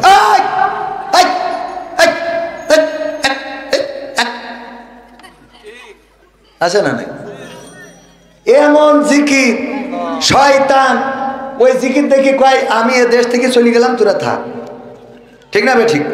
মসজিদের কোণে বসে জিকির যত করো কষে, এভাবে যায় না পাওয়া আল্লাহকে, এভাবে যায় না পাওয়া আল্লাহকে।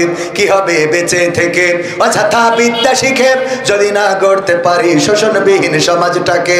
কি হবে বেঁচে থেকে, কি হবে আলেম হয়ে ইমাম সেজে মসজিদেতে পারো যদি সত্য কথা উচ্চ স্বরে না বলিতে। কি হবে আলেম হয়ে ইমাম সেজে সমাজেতে পারো যদি সত্য কথা উচ্চ স্বরে না বলিতে।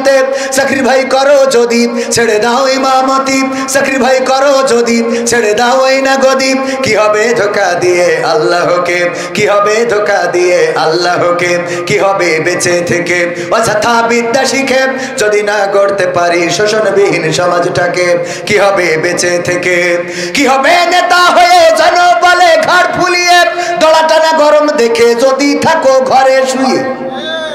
এমন নেতা আছে না নাই? কি বললো? খেলা হবে, পালাবো না, পালাবো না, প্রয়োজন হলে ফখরুলের বাসায় গিয়ে উঠবো। বলেছে না বলে নাই? গেছে ফখরুলের বাসায়? গেছে? তাহলে পালাবো না বলে পালাই গেল, কথার সাথে কাজের মিল থাকলো?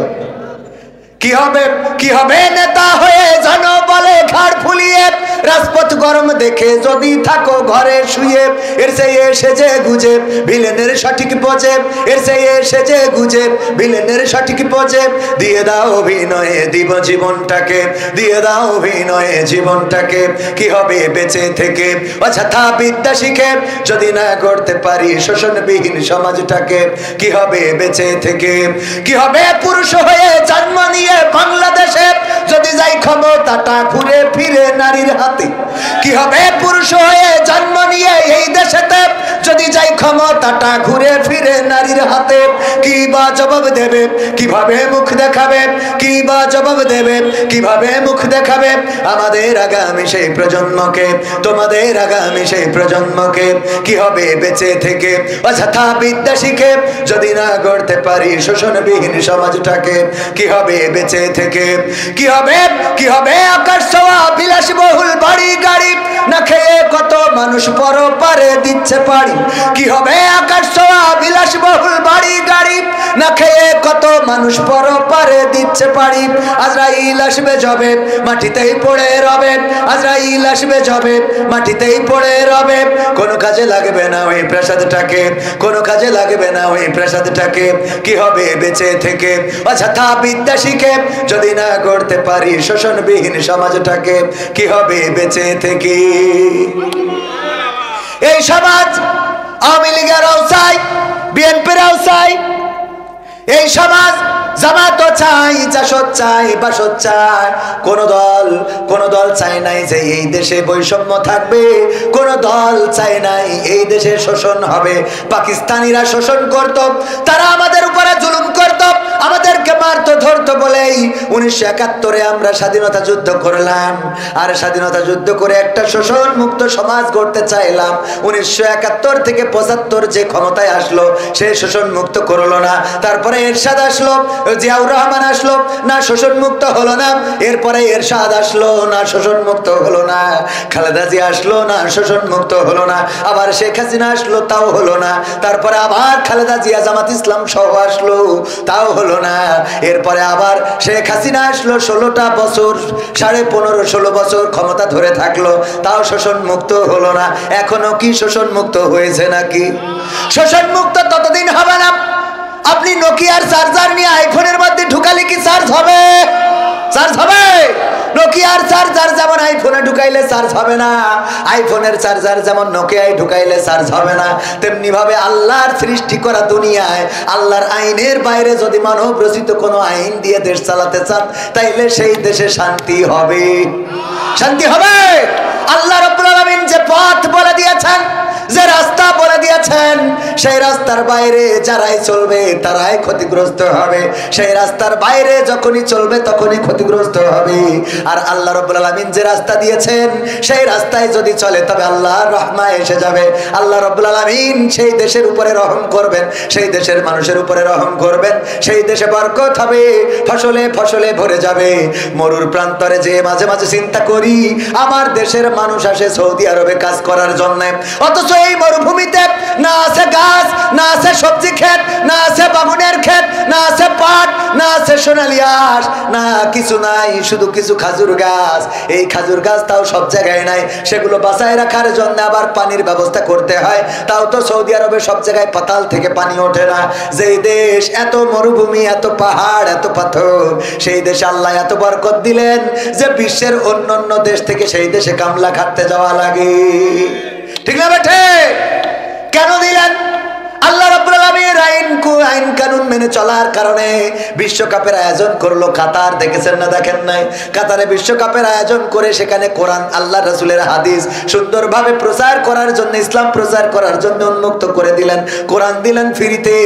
ওই জায়গায় ফুটবল খেলা দেখতে এসে অসংখ্য অমুসলিম ইসলাম কবুল করেছে না করে নাই?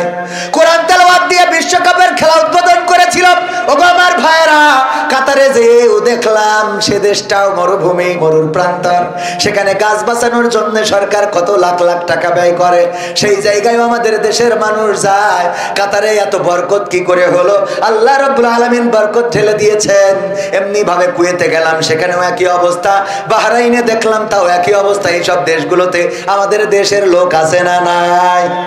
কথা কয় না, আছে না নাই? আল্লাহ বরকত ঢেলে দিয়েছেন। আল্লাহ বরকত তখনই দেবেন, দেখবেন একজন মসজিদের ইমাম 5,000 টাকা 10,000 টাকা বেতন পায়, সেই বেতনে তার সংসার চলে যায়। অথচ ঘুষ খেয়ে, সুদ খেয়ে কত লাখ লাখ টাকা ইনকাম করে, সেই টাকায় বরকত হয় না। আজকে মাগরিবের নামাজ পড়ার পরে আমাদের একজন ভাই আমাকে নামাজ শেষে বলল, ভাই আগে আমি মাছ চুরি করতাম, বিল থেকে মাছ চুরি করে বিক্রি করতাম। এইগুলো বিভিন্ন ভাবে টাকা জমা করার পরে আমি দেখলাম আমার গোয়ালের গরু মারা গেল। আমি এক সিজনে মাছ যা বিক্রি করলাম 1 লাখ টাকাও হয় নাই, 2 লাখ টাকার গরু গোয়াল থেকে মারা গেল। আজকে মাগরিবের কথা, ওয়াল্লাহি আল্লাহর কসম করে বলছি, তিনি যদি এই ওয়াজ শোনেন তাইলে বুঝবে যে তার ওয়াজটা আমি করেছি। আজকে মাগরিবের নামাজের পরে আমাকে বলতেছে, আগে যখন মাছ চুরি করতাম তখন বরকত ছিল না, কোনো না কোনো ক্ষতির মধ্যে পড়ে যেতাম। আমি যখন ইসলামী আন্দোলনের পথে আসলাম, যখন কোরআনের পথে আসলাম, নামাজি হইলাম, রোজাদার হইলাম, এখন আল্লাহর পথে চলি। আল্লাহ এতটাই বরকত দিয়েছেন। 2টা ছেলে মালয়েশিয়ায় পাঠাইছি, ওরা টাকা পাঠায় আর আমি এখন জমি কিনি। আল্লাহ বরকত দিয়েছেন। আজকের কথা যদি বলেন যে কে, তার দেখবো, আমি তারও দেখা দিতে পারবো আমার গ্রামে, আপনি যাবেন। আজকে মাগরিবের নামাজের কথা, এভাবে অসংখ্য ঘটনা আছে। বরকত দেন কে? আল্লাহ বরকত ঢেলে দেন। ফাযকুরুনি আযকুরুকুম ওয়াশকুরুলি ওয়ালা তাকফুরুন। আল্লাহ বললেন, তোমরা আমাকে স্মরণ করো, আমিও তোমাদের স্মরণ করব। তোমরা আমার জিকির করো, আমি তোমাদের স্মরণ করব। আর আমার নিয়ামত পাওয়ার পরে অকৃতজ্ঞ হইও না। আল্লাহর নিয়ামত পাওয়ার পরে যারা শুকরিয়া আদায় করে, আল্লাহ রাব্বুল আলামিন নিয়ামত বাড়িয়ে দেন। আলোচনা যেটা করছিলাম, আল্লাহর জমিন যিনি সৃষ্টি করেছেন তিনি কিছু নিয়ম কানুনও বলে দিয়েছেন। সেই নিয়মের বাইরে চললে শান্তি আসবে না। সেই নিয়মে যদি চলতে হয়, এই আল্লাহর জমিন, আল্লাহর দিন, আল্লাহর কোরআন কায়েম করার দরকার আছে না নাই? আল্লাহর কোরআন যদি কায়েম হয়ে যায়, চোর চুরি করলে হাত কেটে দেওয়া।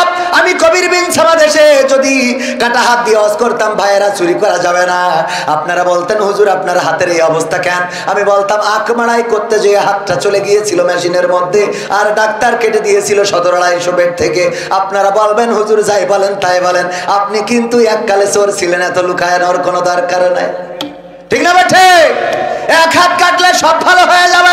ও আমার ভাইরা, যদি কেউ চিন্তাই করে তাইলে এক পাশের হাত অপর পাশের পা কেটে দাও। আল্লাহর কোরআনের এই আইন যদি কায়েম হয়ে যায়, ওয়াজ করে বলা লাগবে না, সংসদ থেকে এই আইন যখন কায়েম হয়ে যাবে, ছিনতাইকারীদের যখন হাত পা কাটা হবে, তখন এই বাংলাদেশে আর গরু পাহারা দেওয়ার জন্য গোয়াল ঘরে, ওই গোয়াল ঘরে তালা লাগানো লাগবে না, লাইট জ্বালানো লাগবে না, সিসি ক্যামেরা লাগানো লাগবে না, রাস্তায় রাস্তায় বাঁশ ফেলে দিয়ে পাহারা দেওয়ার দরকার কি হবে? না, দরকার হবে না। এই জন্য আল্লাহর জমিনে আল্লাহর দিন কায়েমের দরকার আছে না নাই? আর আল্লাহর দিন কায়েমের বিরোধিতা করে কারা? আমি পবিত্র কোরআনের সূরা 2 নম্বর সূরা আল বাকারার 8 নম্বর আয়াত তেলাওয়াত করেছিলাম। আমিনান নাসি মাইয়াকুলু আমান্না বিল্লাহি ওয়া বিল ইয়াউমিল আখির ওয়া মা হুম বিমুমিনিন। আমার আল্লাহ বলছেন, মানুষের মধ্যে এমন কতগুলো লোক আছে যারা বলে আমরা আল্লাহতে ঈমান এনেছি, আমরা পরকালে বিশ্বাস পোষণ করি, কিন্তু আমার আল্লাহ বলছে, ওগো নবী শুনে নাও, ওরা আল্লাহকে বিশ্বাস করে না, ওরা পরকালে ঈমান আনে নাই। আসলে ওরা ঈমানই আনে নাই, আসলে ওরা ঈমানই আনে নাই। কথাটা কার? আল্লাহর কথা সত্য না মানুষের কথা সত্য? কার কথা সত্য? আল্লাহ বলছে ওরা ঈমান আনে নাই। এই সংখ্যা এখনো সমাজে আছে না নাই? এখনো সমাজে আছে। ওগো আমার ভাইরা, ওই যারা আছে তারা বলে আল্লাহর পরে আমাদের ঈমান আছে, রাসূলের পরে ঈমান আছে, অথচ যখন বলা হয় আল্লাহর কোরআন কায়েম করা হবে, তখন বলে কোরআনের সাথে রাজনীতির কোনো সম্পর্ক নেই। এই বলার লোক আছে না নাই? বলে কোরআনের সাথে কোনো রাজনীতির সম্পর্ক নেই। আমরা বলি মানলাম, তোমার কথা মেনে নিলাম, তবে কথা হলো কোরআন থেকে এটা বোঝাই দিতে হবে। কি থেকে? আপনাদের কষ্ট হচ্ছে? দুই একজনের মনে হয় পিসাব টিসাব লাগতেছে, নাকি শয়তানের চুলকাচ্ছে? ইয়া আইয়ুহাল্লাযীনা আমানু দুখুলু ফিস সিলমি কাফা ওয়া লা তাত্তাবিউ খুতুওয়াতিশ শাইতান ইন্নাহু লাকুম আদুউম মুবিন। আল্লাহ বলছেন যে তোমরা ইসলামের মধ্যে পরিপূর্ণভাবে দাখিল হয়ে যাও, শয়তানের পদাঙ্ক অনুসরণ করো না। কারণ কি? সে তোমাদের প্রকাশ্য দুশমন। এখানে বসে থাকলে খুশি হন কে আর বেজার হন কে? বসে থাকা থেকে যারা উঠে যাচ্ছেন তারা শয়তানকে বেজার করতেছেন, তার মানে আপনারা শয়তানের পক্ষের লোক। ঠিক না বেঠিক? কারণ আপনি জান্নাতের বাগান থেকে যদি উঠে যান, দুই একজন, খুব বেশি না, দুই একজন, আমার কথা হলো এই দুই একজন উঠবেন কেন? এই মাহফিল তো প্রতিদিন হয় না, হয় দুই একটা কথা আপনাদের যে শোনাতে পারছি, আপনারা শুনছেন, এটা আপনাদের কাজে লাগবে। সুমন প্রতিবন্ধী সাহায্যের জন্য আবেদন করেছে, ও যে তাকবীর দিছিল একটু প্রতিবন্ধী সাহায্যের জন্য আবেদন করেছে, আপনারা চেষ্টা করবেন। বাংলাদেশের প্রধানমন্ত্রী দেশে ফিরছেন, সমন্বয়করা পালাচ্ছে, এমন খবর আমরা শুনছি। এটা নিয়ে আপনার প্রতিক্রিয়া কি? আমার প্রতিক্রিয়া কি? আমার বাস খাতি হবে। ঠিক না বেঠিক? যদি সাবেক প্রধানমন্ত্রী দেশে ফিরে আসে আর ক্ষমতার মসনদে বসে, তো আগে যেগুলো অন্তত একটু সাইড দিয়ে রাখিছিল, এবার সেগুলোর কোনো ছাড় হবে না, সব ধরা হবে। ঠিক না বেঠিক? সব ধরা হবে না? হবে না? তবে এত হতাশ হওয়ার কিছু নাই। জুলুম যখন মাত্রাতিরিক্ত হয়ে যায়, তখন জালিমের পতন হয়ে যায়। ফিরাউনের পতন হয়েছে, নমরুদের পতন হয়েছে, আবু জাহেলের পতন হয়েছে, আবু লাহাবের পতন হয়েছে, কারুনের পতন হয়েছে, আব্রাহার পতন হয়েছে। তাদের রাস্তা ধরে যাদের পতন হয়েছে, ওদের আর বাংলাদেশে ফিরে আসার সুযোগ নাই।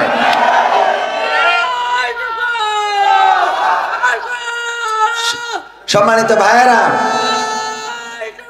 সম্মানিত ভাইয়েরা, সম্মানিত ভাইয়েরা, এই যে ফিরে আসার যে অপপ্রচার প্রোপাগান্ডা চালাচ্ছে, তারা মাঝে মাঝে একটু ঝাঁকুনি দিয়ে দেখতে চায় যে তাদের কর্মীরা ঠিক আছে কিনা।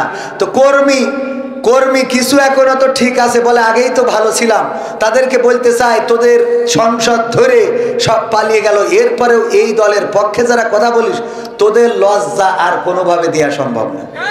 ঠিক না বে ঠিক? আমাদের মাহমুদুল হাসান জিহাদি ভাই বলতো, ওয়াজ করি বাড়ি যাচ্ছে, দেখে যে এই মোড়ের মাথায় একজন পায়খানা করতেছে, তো তখন তো মোটর সাইকেল ওয়াজ করে বেড়াতে। মনে আছে মাহমুদুল হাসান জিহাদির নাম শুনেছেন আপনারা? মারা গেছে রাহিমাহুল্লাহ, আল্লাহ তার কবরকে জান্নাতের বাগান বানান, আমার আব্বার সাথের বক্তা। তো উনি বলতেছে একটু লজ্জা দেওয়ার জন্য কি করলাম, মোটর সাইকেলের হ্যান্ডেলটা ঘুরায় ধরেছি, ধরিয়ে যাতে ও একটু লজ্জা পায় যে আজ জীবনে যেন রাস্তার পাশে এই কাজ না করে। ও করিস কি লুঙ্গি থুইলে মুখ ঢেকে চুপচাপ বসে আছে। যে নিষেধে যা হয় হোক, উপরে যেন কেউ না দেখে। কথা কি বোঝা গেছে? নিষেধে যা হয় হোক, উপরে যেন কেউ না দেখে। তো এদের লজ্জা শরম ওই লাইট মেরেও হবে না। কথা কয় না? গোটা সংসদ ধরে স্বরাষ্ট্রমন্ত্রী ভারতের মিডিয়ায় সাক্ষাৎকার দিয়েছে যে দেশে যদি আইনের শাসন ফিরে আসে তাহলে উনিও দেশে ফিরে আসবে। ইতিপূর্বে আইনের শাসন ছিল। আইনের শাসন যদি থাকে তাহলে ইলিয়াসকে ফিরিয়ে দাও। গুমকৃত নেতা, অসংখ্য শহীদ, অসংখ্য ছাত্র, এই ছাত্র জনতার বুকে গুলি চালানো হলো। আবু সাইদের বুকের রক্ত শুধু না, জীবনটা নিয়ে নিল। শান্ত মুগ্ধের রক্ত গেল, জীবন গেল। কোন অপরাধ? অপরাধটা কি? আল্লামা সাইদি 13টা বছর কারাগারে। অপরাধটা কি? কোরআনের পাখীদেরকে, জামাতের নেতৃবৃন্দদেরকে তাদের ফাঁসির কাস্টে ঝুলানো হলো। অপরাধটা কি? যার নামে মামলা, মুখে আছে দাড়ি, যার মামলা আছে নামে তার, বলেন ঠিক কিনা? আলেম ওলামা, মুফতি, মুহাদ্দিস, কার নামে? মামুনুল হক। অপরাধ কি ছিল? আমির হামজা, অপরাধ কি ছিল? রফিকুল ইসলাম মাদানী, মানুষটাই ছোট, ও যদি ওর কান, ও যদি একটা বোমা ধরায়, ও তো ওই ধরি কাঁপতে কাঁপতে মরে যাবে। ঠিক না ঠিক? এই মানুষটার অপরাধ কি? এইটুক মানুষেরও তো ধরি নিয়ে রিমান্ডে দিতে হইল। একটুখানি মানুষ। কথা কয় না? ওই সময় আইনের শাসন ছিল, এখন আইনের শাসন খোঁজো। কিসের আইনের শাসন? আগে ছিল স্বৈরাচারের শাসন। স্বৈরাচারের বাংলাদেশে বলে ডক্টর ইউনূস পালাই গেছে, আজকে বাড়ি এসেছে, আজ দেশে এসেছে। ডক্টর ইউনূস পালাবে কেন? ডক্টর ইউনূস পালাবে, আমরা কি মরে গেছি? আমরা আর এক ইউনূস বসাবো। কথা কয় না? কিন্তু তোমাদের বসানো হবে না, আর এক ইউনূস বসাবো। ভয় পাওয়ার কিছু নেই। গতকালকে সমন্বয়ক, আমার আইফোনে ছবি ভিডিও করা আছে, সমন্বয়ক হাসনাত আব্দুল্লাহ গতকাল এসেছিল। একই প্রোগ্রামে ছিলাম। উনি, আমাকে দেখার পরে আমি ওনাকে সালাম কালাম দেওয়ার পরে উনি বলতেছে, আপনার মনে আছে যে আজ থেকে 2 বছর আগে অমুক জায়গায় অমুক গাছের নিচে দেখা হয়েছিল, অমুক মসজিদের সামনে।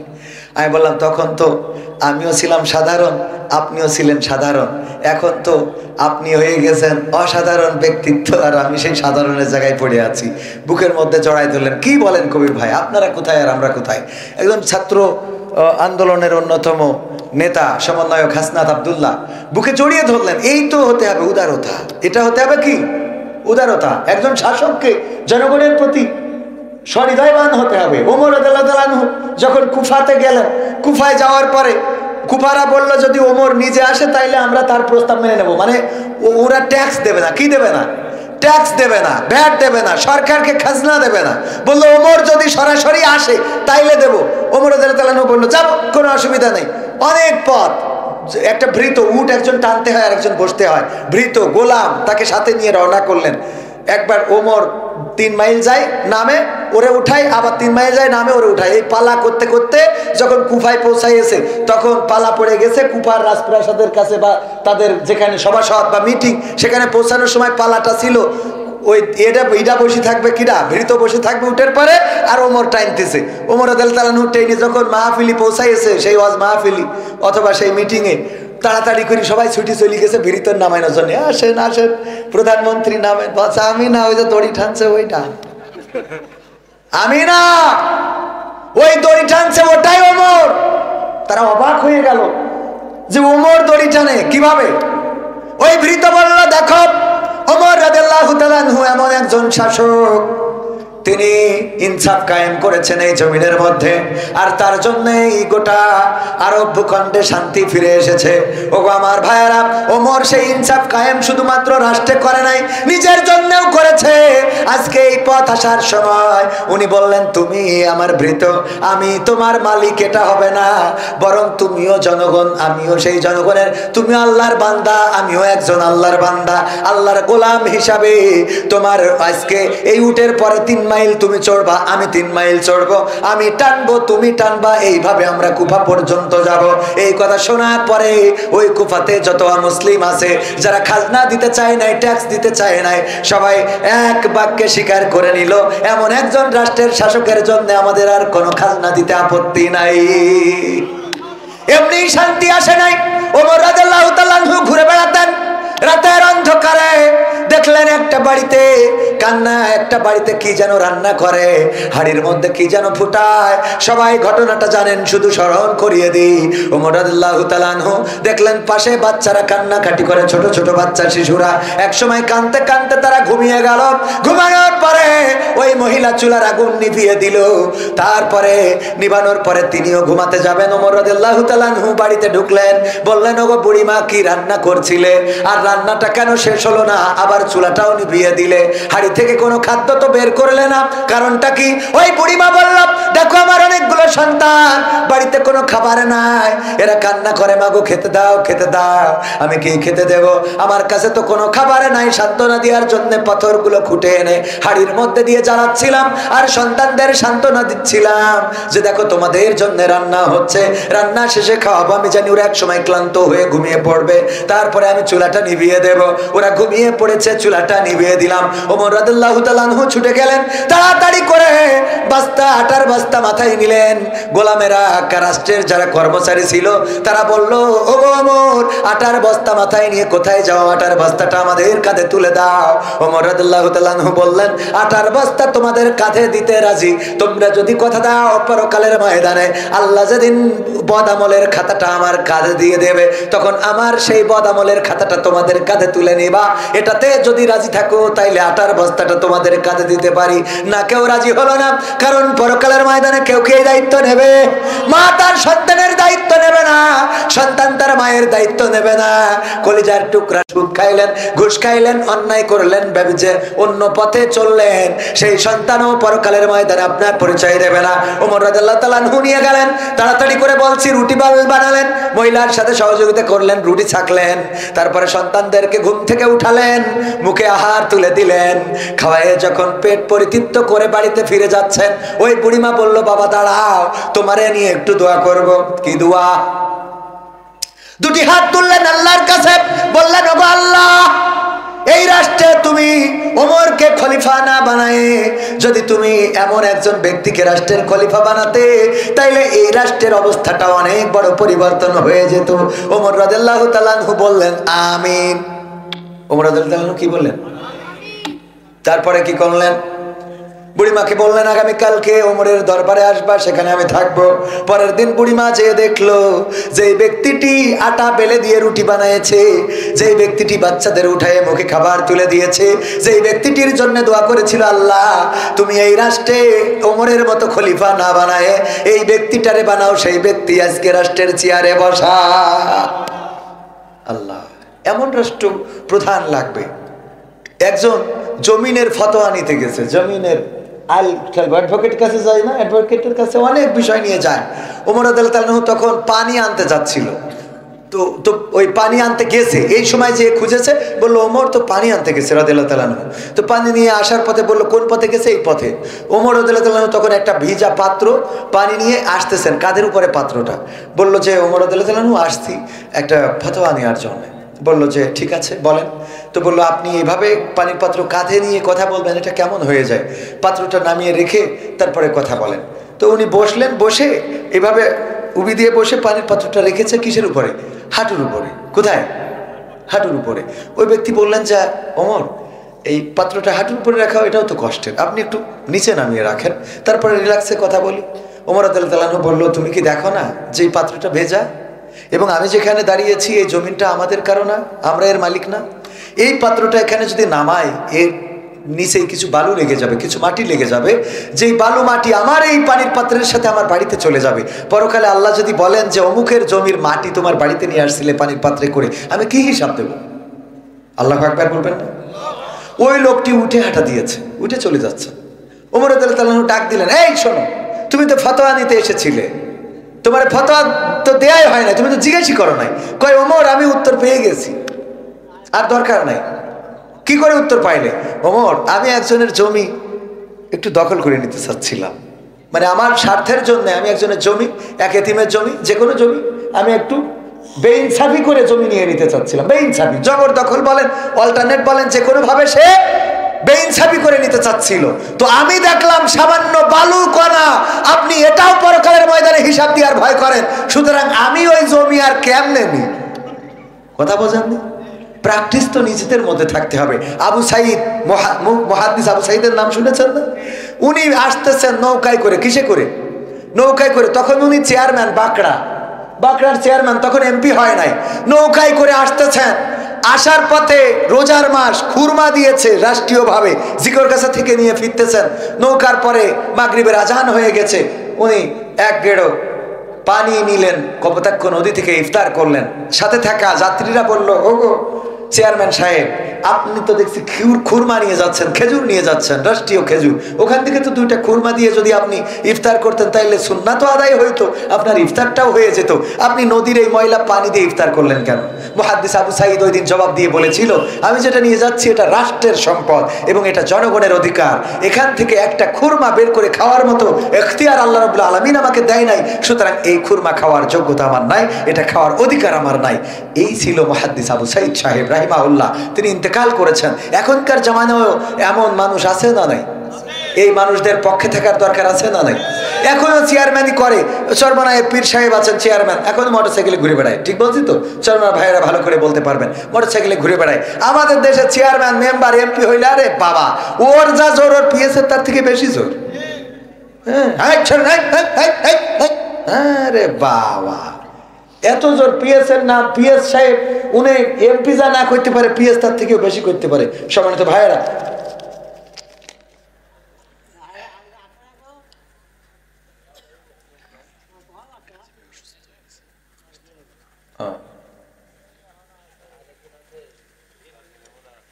এটা দুঃখজনক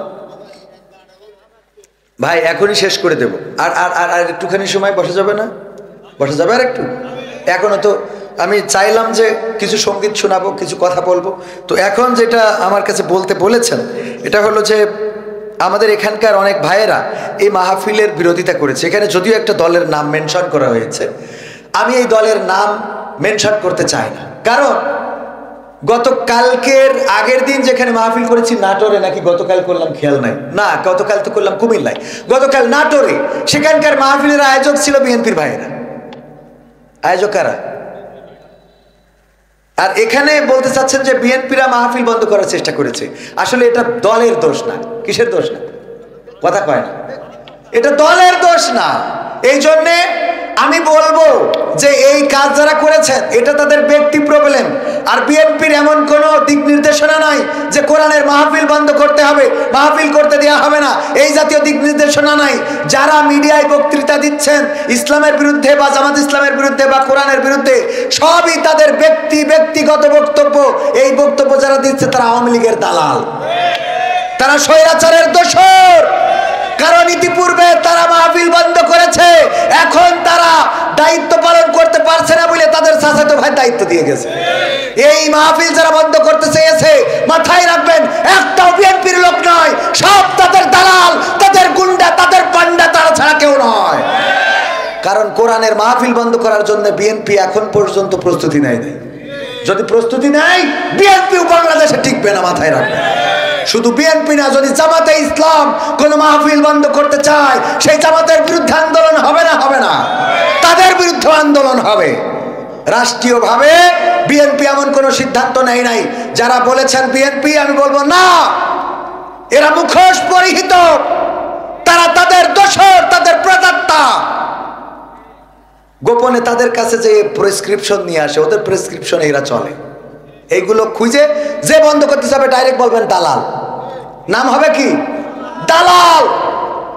কোরআনের সাথে যারা করবে দ্বন্দ্ব, তাদের সাথে কবু হবে না আপোষ। কোরআনের সাথে যারা করবে দ্বন্দ্ব, তাদের সাথে কবু হবে না আপোষ। জেল জুলুম হলেও হবে, জেল জুলুম হলেও হবে, বিবেকের কাছে তবু রব নির্দোষ। আমার রবের কাছে রব নির্দোষ, মহান প্রভুর কাছে রব নির্দোষ। কোরআনের সাথে যারা করবে দ্বন্দ্ব, তাদের সাথে কবু হবে না। কোরআনের কথা যারা বলে যায় আজ, তাদের দমাতে কত ফন্দি। কাউকে ধরে নিয়ে দিয়েছে ফাঁসি, কাউকে রেখেছিল বন্দি। কোরআনের কথা যারা বলে যায় আজ, তাদের দমাতে কত ফন্দি। কাউকে ধরে নিয়ে দিয়েছে ফাঁসি, কাউকে রেখেছিল বন্দি। হক কথা বললেই জ্বলে যায় গাব, কোরআনের কথা সইতে পারে না। হক কথা বললেই জ্বলে যায় গাব, কোরআনের কথা সইতে পারে না। জানি না তাদের আমাদের পরে কেন এত আক্রোশ। জেল জুলুম হলেও হবে, জেল জুলুম হলেও হবে, বিবেকের কাছে তো বুড়াবো নির্দোষ। আমার রবের কাছে রব নির্দোষ, মহান প্রভুর কাছে রব নির্দোষ। কোরআনের সাথে যারা করবে দ্বন্দ্ব, তাদের সাথে কবু হবে না। কোরআনের কথায় আজ বলতে গেলে আসছে বাধা কত ভাবে, কোরআন প্রেমিকেরা হাতে রেখে হাত সামনে এগিয়ে যাবে। দিনের কথায় আজ বলতে গেলে আসছে বাধা কত ভাবে, কোরআন প্রেমিকেরা হাতে রেখে হাত সামনে এগিয়ে যাবে। হক কথা বলতে করি না কো ভয়, জীবনের বিনিময়ে আনবো বিজয়। হক কথা বলতে করি না কো ভয়, জীবনের বিনিময়ে আনবো বিজয়। বুকে আছে শক্তি, অন্তরে আছে সাহস। জেল জুলুম হলেও হবে, জেল জুলুম হলেও হবে, বিবেকের কাছে তো বুড়াবো নির্দোষ। আমার রবের কাছে রব নির্দোষ, মহান প্রভুর কাছে রব নির্দোষ। কোরআনের সাথে যারা করবে দ্বন্দ্ব, তাদের সাথে কবু হবে না। আপোষ করা যাবে? আপোষ করা যাবে? কোরআনের পক্ষে থাকতে রাজি কারা কারা দেখতে চায়?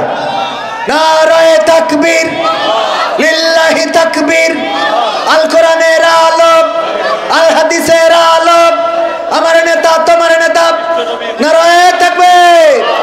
ওগো আমার ভাইরা, কোরআনের পক্ষে যদি থাকতে হয়, কোরআনের পথে যদি থাকতে হয়, আল্লাহ বলেন ইয়া আইয়ুহাল্লাযীনা আমানু হাল আদুল্লুকুম আলা তিজারাতিন তুনজিকুম মিন আযাবিন আলীম। ওগো ঈমানদারেরা, আমি কি তোমাদের এমন একটা ব্যবসার কথা বলে দেব যে এই ব্যবসা করলে তোমরা জাহান্নামের আযাব থেকে বেঁচে যাবে। আল্লাহ বলেই পরবর্তী আয়াতে বলে দিলেন তুমিনুনা বিল্লাহি ওয়া রাসূলিহি ওয়া তুজাহিদুনা ফি সাবিলিল্লাহি বিআমওয়ালিকুম ওয়া আনফুসিকুম যালিকুম খায়রুল লাকুম ইন কুনতুম তা'লামুন।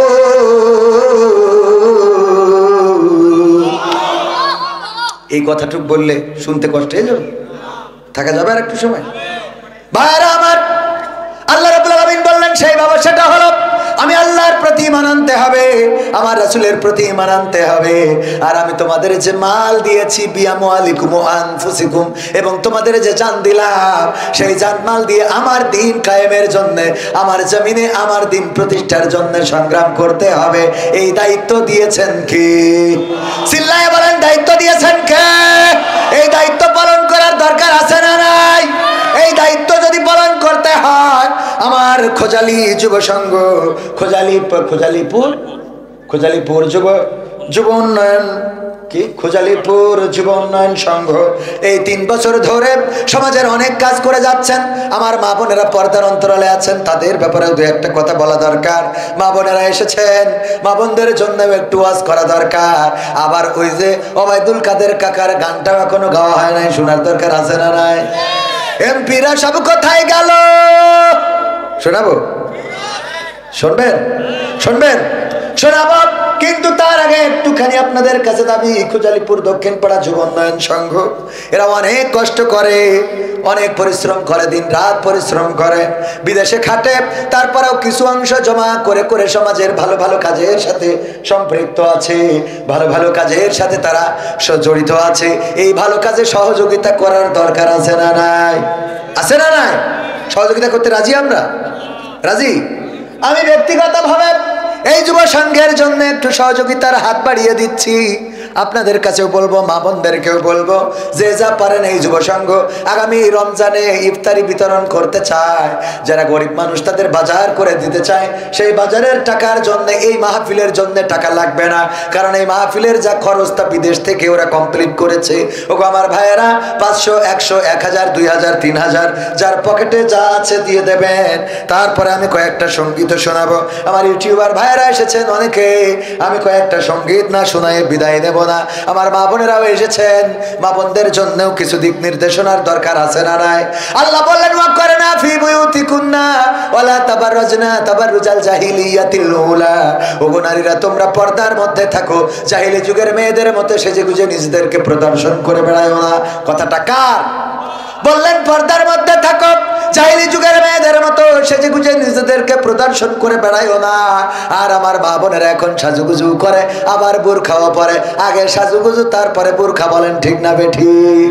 এরপরে পার্কে যায়, রিসোর্টে যায়, ক্যান্টিনে যায়, ক্যাফেতে যায়, তারপরে বোরখা খুলে দেয়, দিয়ে বলে দেখো আজকে কেমন লাগে। ঠিক না বেঠে? মানে আল্লাহর আইনও মানে, শয়তানের আইনও মানে। ভাত খেয়ে তারপরে মুড়ি খায়। কই ভিতরে গেছে? বাইরে আমার একজনও মাহরুম হওয়া যাবে না। পকেটে যা আছে দিয়ে দেবেন প্যাকেটে। কই যুবকরা যায় না তো? এটা গেলেই তারপরে আমি কয়েকটা মা বোনদের মধ্যেও যান, মা বোনদের মধ্যেও যান, যা আছে পকেটে দিয়ে দেবেন প্যাকেটে। কেউ মাহরুম হওয়া যাবে না। যুবকদের জন্য সহযোগিতা করবেন। 500, 100, 1000, 2000, 3000 আমার হাতেও যদি কেউ দিতে চান দিতে পারেন, দোয়া করে দেব। মুসাফির মানুষ, ওগো আমার ভাইয়েরা, পরের জায়গা পরের জমি ঘর বানায় আমরা রই, আমরা তো এই ঘরের মালিক নই। পরের জায়গা পরের জমি ঘর বানায় আমি রই, আমি তো সেই ঘরের মালিক নই। ও সেই ঘরখানা যার জমিদারি,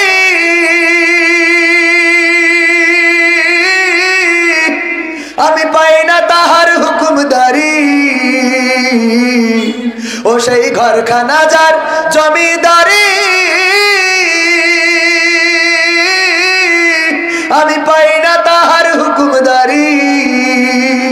আমি পাই না জমিদারের দেখা, পাই না জমিদারের দেখা, মনের দুঃখ কারে কই, আমরা তো সেই ঘরের মালিক নই। পরের জায়গা পরের জমি ঘর বানায় আমরা রই, আমরা তো সেই ঘরের মালিক নই। জমিদারের ইচ্ছা মতো দেই না জমি চাষ, তাই তো ফসল ফলে না রে দুঃখ 12 মাস। জমিদারের ইচ্ছা মতো দেই না জমি চাষ, তাই তো ফসল ফলে না রে দুঃখ 12 মাস। আমি খাজনা পাতি সবই দিলাম, তবু জমি আমার হয় যে নিলাম। আমি খাজনা পাতি সবই দিলাম, তবু জমি আমার হয় যে নিলাম। আমি চলি যে তার মন জোগায়া, চলি যে তার মন জোগায়া, আপনা নিলে না সই, আমি তো সেই ঘরের মালিক নই। পরের জায়গা পরের জমি ঘর বানায় আমরা রই, আমরা তো সেই ঘরের মালিক নই, আমরা তো সেই ঘরের মালিক নই, আমরা তো সেই ঘরের মালিক নই। তো পরের জায়গা পরের জমি, এই জায়গায় কিছু অর্থ কিছু সম্পদ একটু দিলে কি কষ্ট হবে? আমার হাতেও দিতে পারতেন। মা বোনদের মধ্যে যান, মা বোনেরাও, অনেক মা বোন এসেছেন, তারাও দিবেন। আল্লাহ আমার মা বোনদের দেওয়াকে কবুল করে নিন। সম্মানিত ভাইয়েরা, আমরা যেটা বলছিলাম যে আল্লাহ রাব্বুল আলামিন বলছেন, ওমিনান নাসি মান ইয়াকুলু আমান্না বিল্লাহি ওয়া বিল ইয়াউমিল আখির ওয়া মা হুম বিমুমিনিন। মানুষের মধ্যে এমন কিছু লোক আছে যারা ঈমানদার দাবি করে, কিন্তু তাদের মধ্যে ঈমানের ছিটে ফোঁটাও নাই। এমন মানুষের সংখ্যা বেশি না কম? অনেক বেশি। প্রথমে বলেছিলাম ওয়াইযা কুরিয়াল কুরআনু ফাসতামিউ লাহু ওয়া আনসিতু লাআল্লাকুম তুরহামুন। যখন তোমাদের সামনে কোরআন বলা হবে, কোরআন পড়া হবে, তখন তোমরা চুপ থেকে হৃদয়ের কান দিয়ে শুনবে, যাতে করে তোমাদের উপর আল্লাহর রহমত বর্ষণ হতে পারে। আমরা দেখেছি একজন দুজন করে উঠেছে না ওঠে নাই? উঠেছে। অ্যাডভোকেট গাজী এনামুল হক ভাই এখনো তো আসেনি নাই, তাই যদি এই ফাঁকা করে দেন তাহলে কি অবস্থা। এলাকার মানুষ হয়তো আপনাদের খারাপ লেগেছে, খারাপ লাগতেও পারে। আর বিশেষ করে কথা বললেই কিছু মানুষের গায়ে পড়ে, আর যখনই গায়ে পড়ে তখন কিছু মানুষ একটু নাখোশ হয়। এই নাখোশ হইলেও কিছু করার নেই, হক কথা বলে যেতে হবে, এটাই তো বাস্তবতা। যদি জামাতে ইসলাম ক্ষমতায় আসে আর কোরআনের আইন যদি কায়েম না করে, তাইলে আমরা যখন হক কথা বলবো তখন জামাতের বিরুদ্ধে লেগে যাবে না? যাবে না? যাবে না? যাবে না? এই জন্যে আমাদের হক কথা বলার কারণে হতে পারে জামাত ইসলাম আসার পরেও আমাদের পরে নির্যাতন জুলুম চলতে পারে না? পারে না। আবার বিএনপি আসলেও নির্যাতন জুলুম চলতে পারে, কারণ কোরআনের রাজ যারা চাইবে না তাদের সাথে আমাদের কোনো আপোষ থাকবে। আমরা এই সংসদে কোরআন বসাইতে চাই, কে নেতা এটা বড় কথা না। আমরা বসাইতে চাই কাকে? আল্লাহর কোরআনকে। আল্লাহর কোরআন সংসদে যদি শেখ হাসিনা কায়েম করে দেয় তবেই চট করে ঢুকতে পারবে, তাছাড়া ঢুকা হবে। এমপিরা সব কোথায় গেল? মন্ত্রীরা সব কোথায় গেল, কোথায় কাদের কাকা, তাদের ছাড়া দেশটা এখন লাগে ফাঁকা ফাঁকা। পালাবো না, পালাবে না, পালাবে না, যাই না তবু দেখা, পালাবে না, পালাবে না, যাই না তবু দেখা, তাদের ছাড়া দেশটা এখন লাগে ফাঁকা ফাঁকা, ওদের ছাড়া দেশটা এখন লাগে ফাঁকা ফাঁকা। আইন মন্ত্রী আটকে গেল আইনেরই ফাঁকে, দাড়ি ছাড়া দরবেশের ভণ্ড ভণ্ড লাগে। আইন মন্ত্রী আটকে গেল আইনেরই ফাঁকে, দাড়ি ছাড়া দরবেশের ভণ্ড ভণ্ড লাগে। শুনছি কত নেতা নেত্রী খাইতেছে ভাই ডান্ডা, বিচারপতি কালামানিকের ফাটিয়েছে আন্ডা। পলকের ঝলক গেল, পলকের ঝলক গেল থামিয়ে নেটের চাকা, তাদের ছাড়া দেশটা এখন লাগে ফাঁকা ফাঁকা, ওদের ছাড়া দেশটা এখন লাগে ফাঁকা ফাঁকা। কই গেল সেই সংসদেতে মমতাজের গান, কোথায় গেল হযরত বলা শামীম ওসমান, কই গেল সেই সংসদেতে মমতাজের গান, কোথায় গেল হযরত বলা শামীম ওসমান। ইনু মেনন্দি পুমনি আছে কারাগারে, বাপ করিলেও পাপ কখনো ছাড়ে কি আর তারে। কোথায় গেল স্পিকারের, কোথায় গেল স্পিকারের দৃষ্টি আঁকা বাঁকা, তাদের ছাড়া দেশটা এখন লাগে ফাঁকা ফাঁকা, ওদের ছাড়া দেশটা এখন লাগে ফাঁকা ফাঁকা। কোথায় গেল আরাফাত আর ব্যারিস্টার সুমন, কথা বলার সময় তারা করে নিয়োজন। মুরগি কবির খাইছে ধরা, জাফর কোথায় আছে, গোপনে কি সেও গেল মোদি দাদুর কাছে। কোথায় গেল এ সালামের, কোথায় গেল এ সালামের কাড়ি কাড়ি টাকা, তাদের ছাড়া দেশটা এখন লাগে ফাঁকা ফাঁকা, ওদের ছাড়া দেশটা এখন লাগে ফাঁকা ফাঁকা। এমপিরা সব কোথায় গেল, মন্ত্রীরা সব কোথায় গেল, কোথায় কাদের কাকা, তাদের ছাড়া দেশটা এখন লাগে ফাঁকা। লাগে না, লাগে না, ফাঁকা ফাঁকা লাগে। কারণ তারা আগে আমাদের বিনোদন দিত, বিভিন্ন কথা বলতো, এখন আর সেই কথাগুলো শোনা হয় না। আগে বলতো কেমন করে কুমড়ো দিয়ে বেগুনি বানানো যায়, কেমন করে কাঁচামরিচ শুকিয়ে রাখা যায়, কেমন করে পেঁয়াজ ছাড়া রান্না করা যায়, কেমন করে কাঁঠাল দিয়ে বার্গার বানানো যায়, কেমন করে গোশতের অভাব কাঁঠাল দিয়ে পূরণ করা লাগে।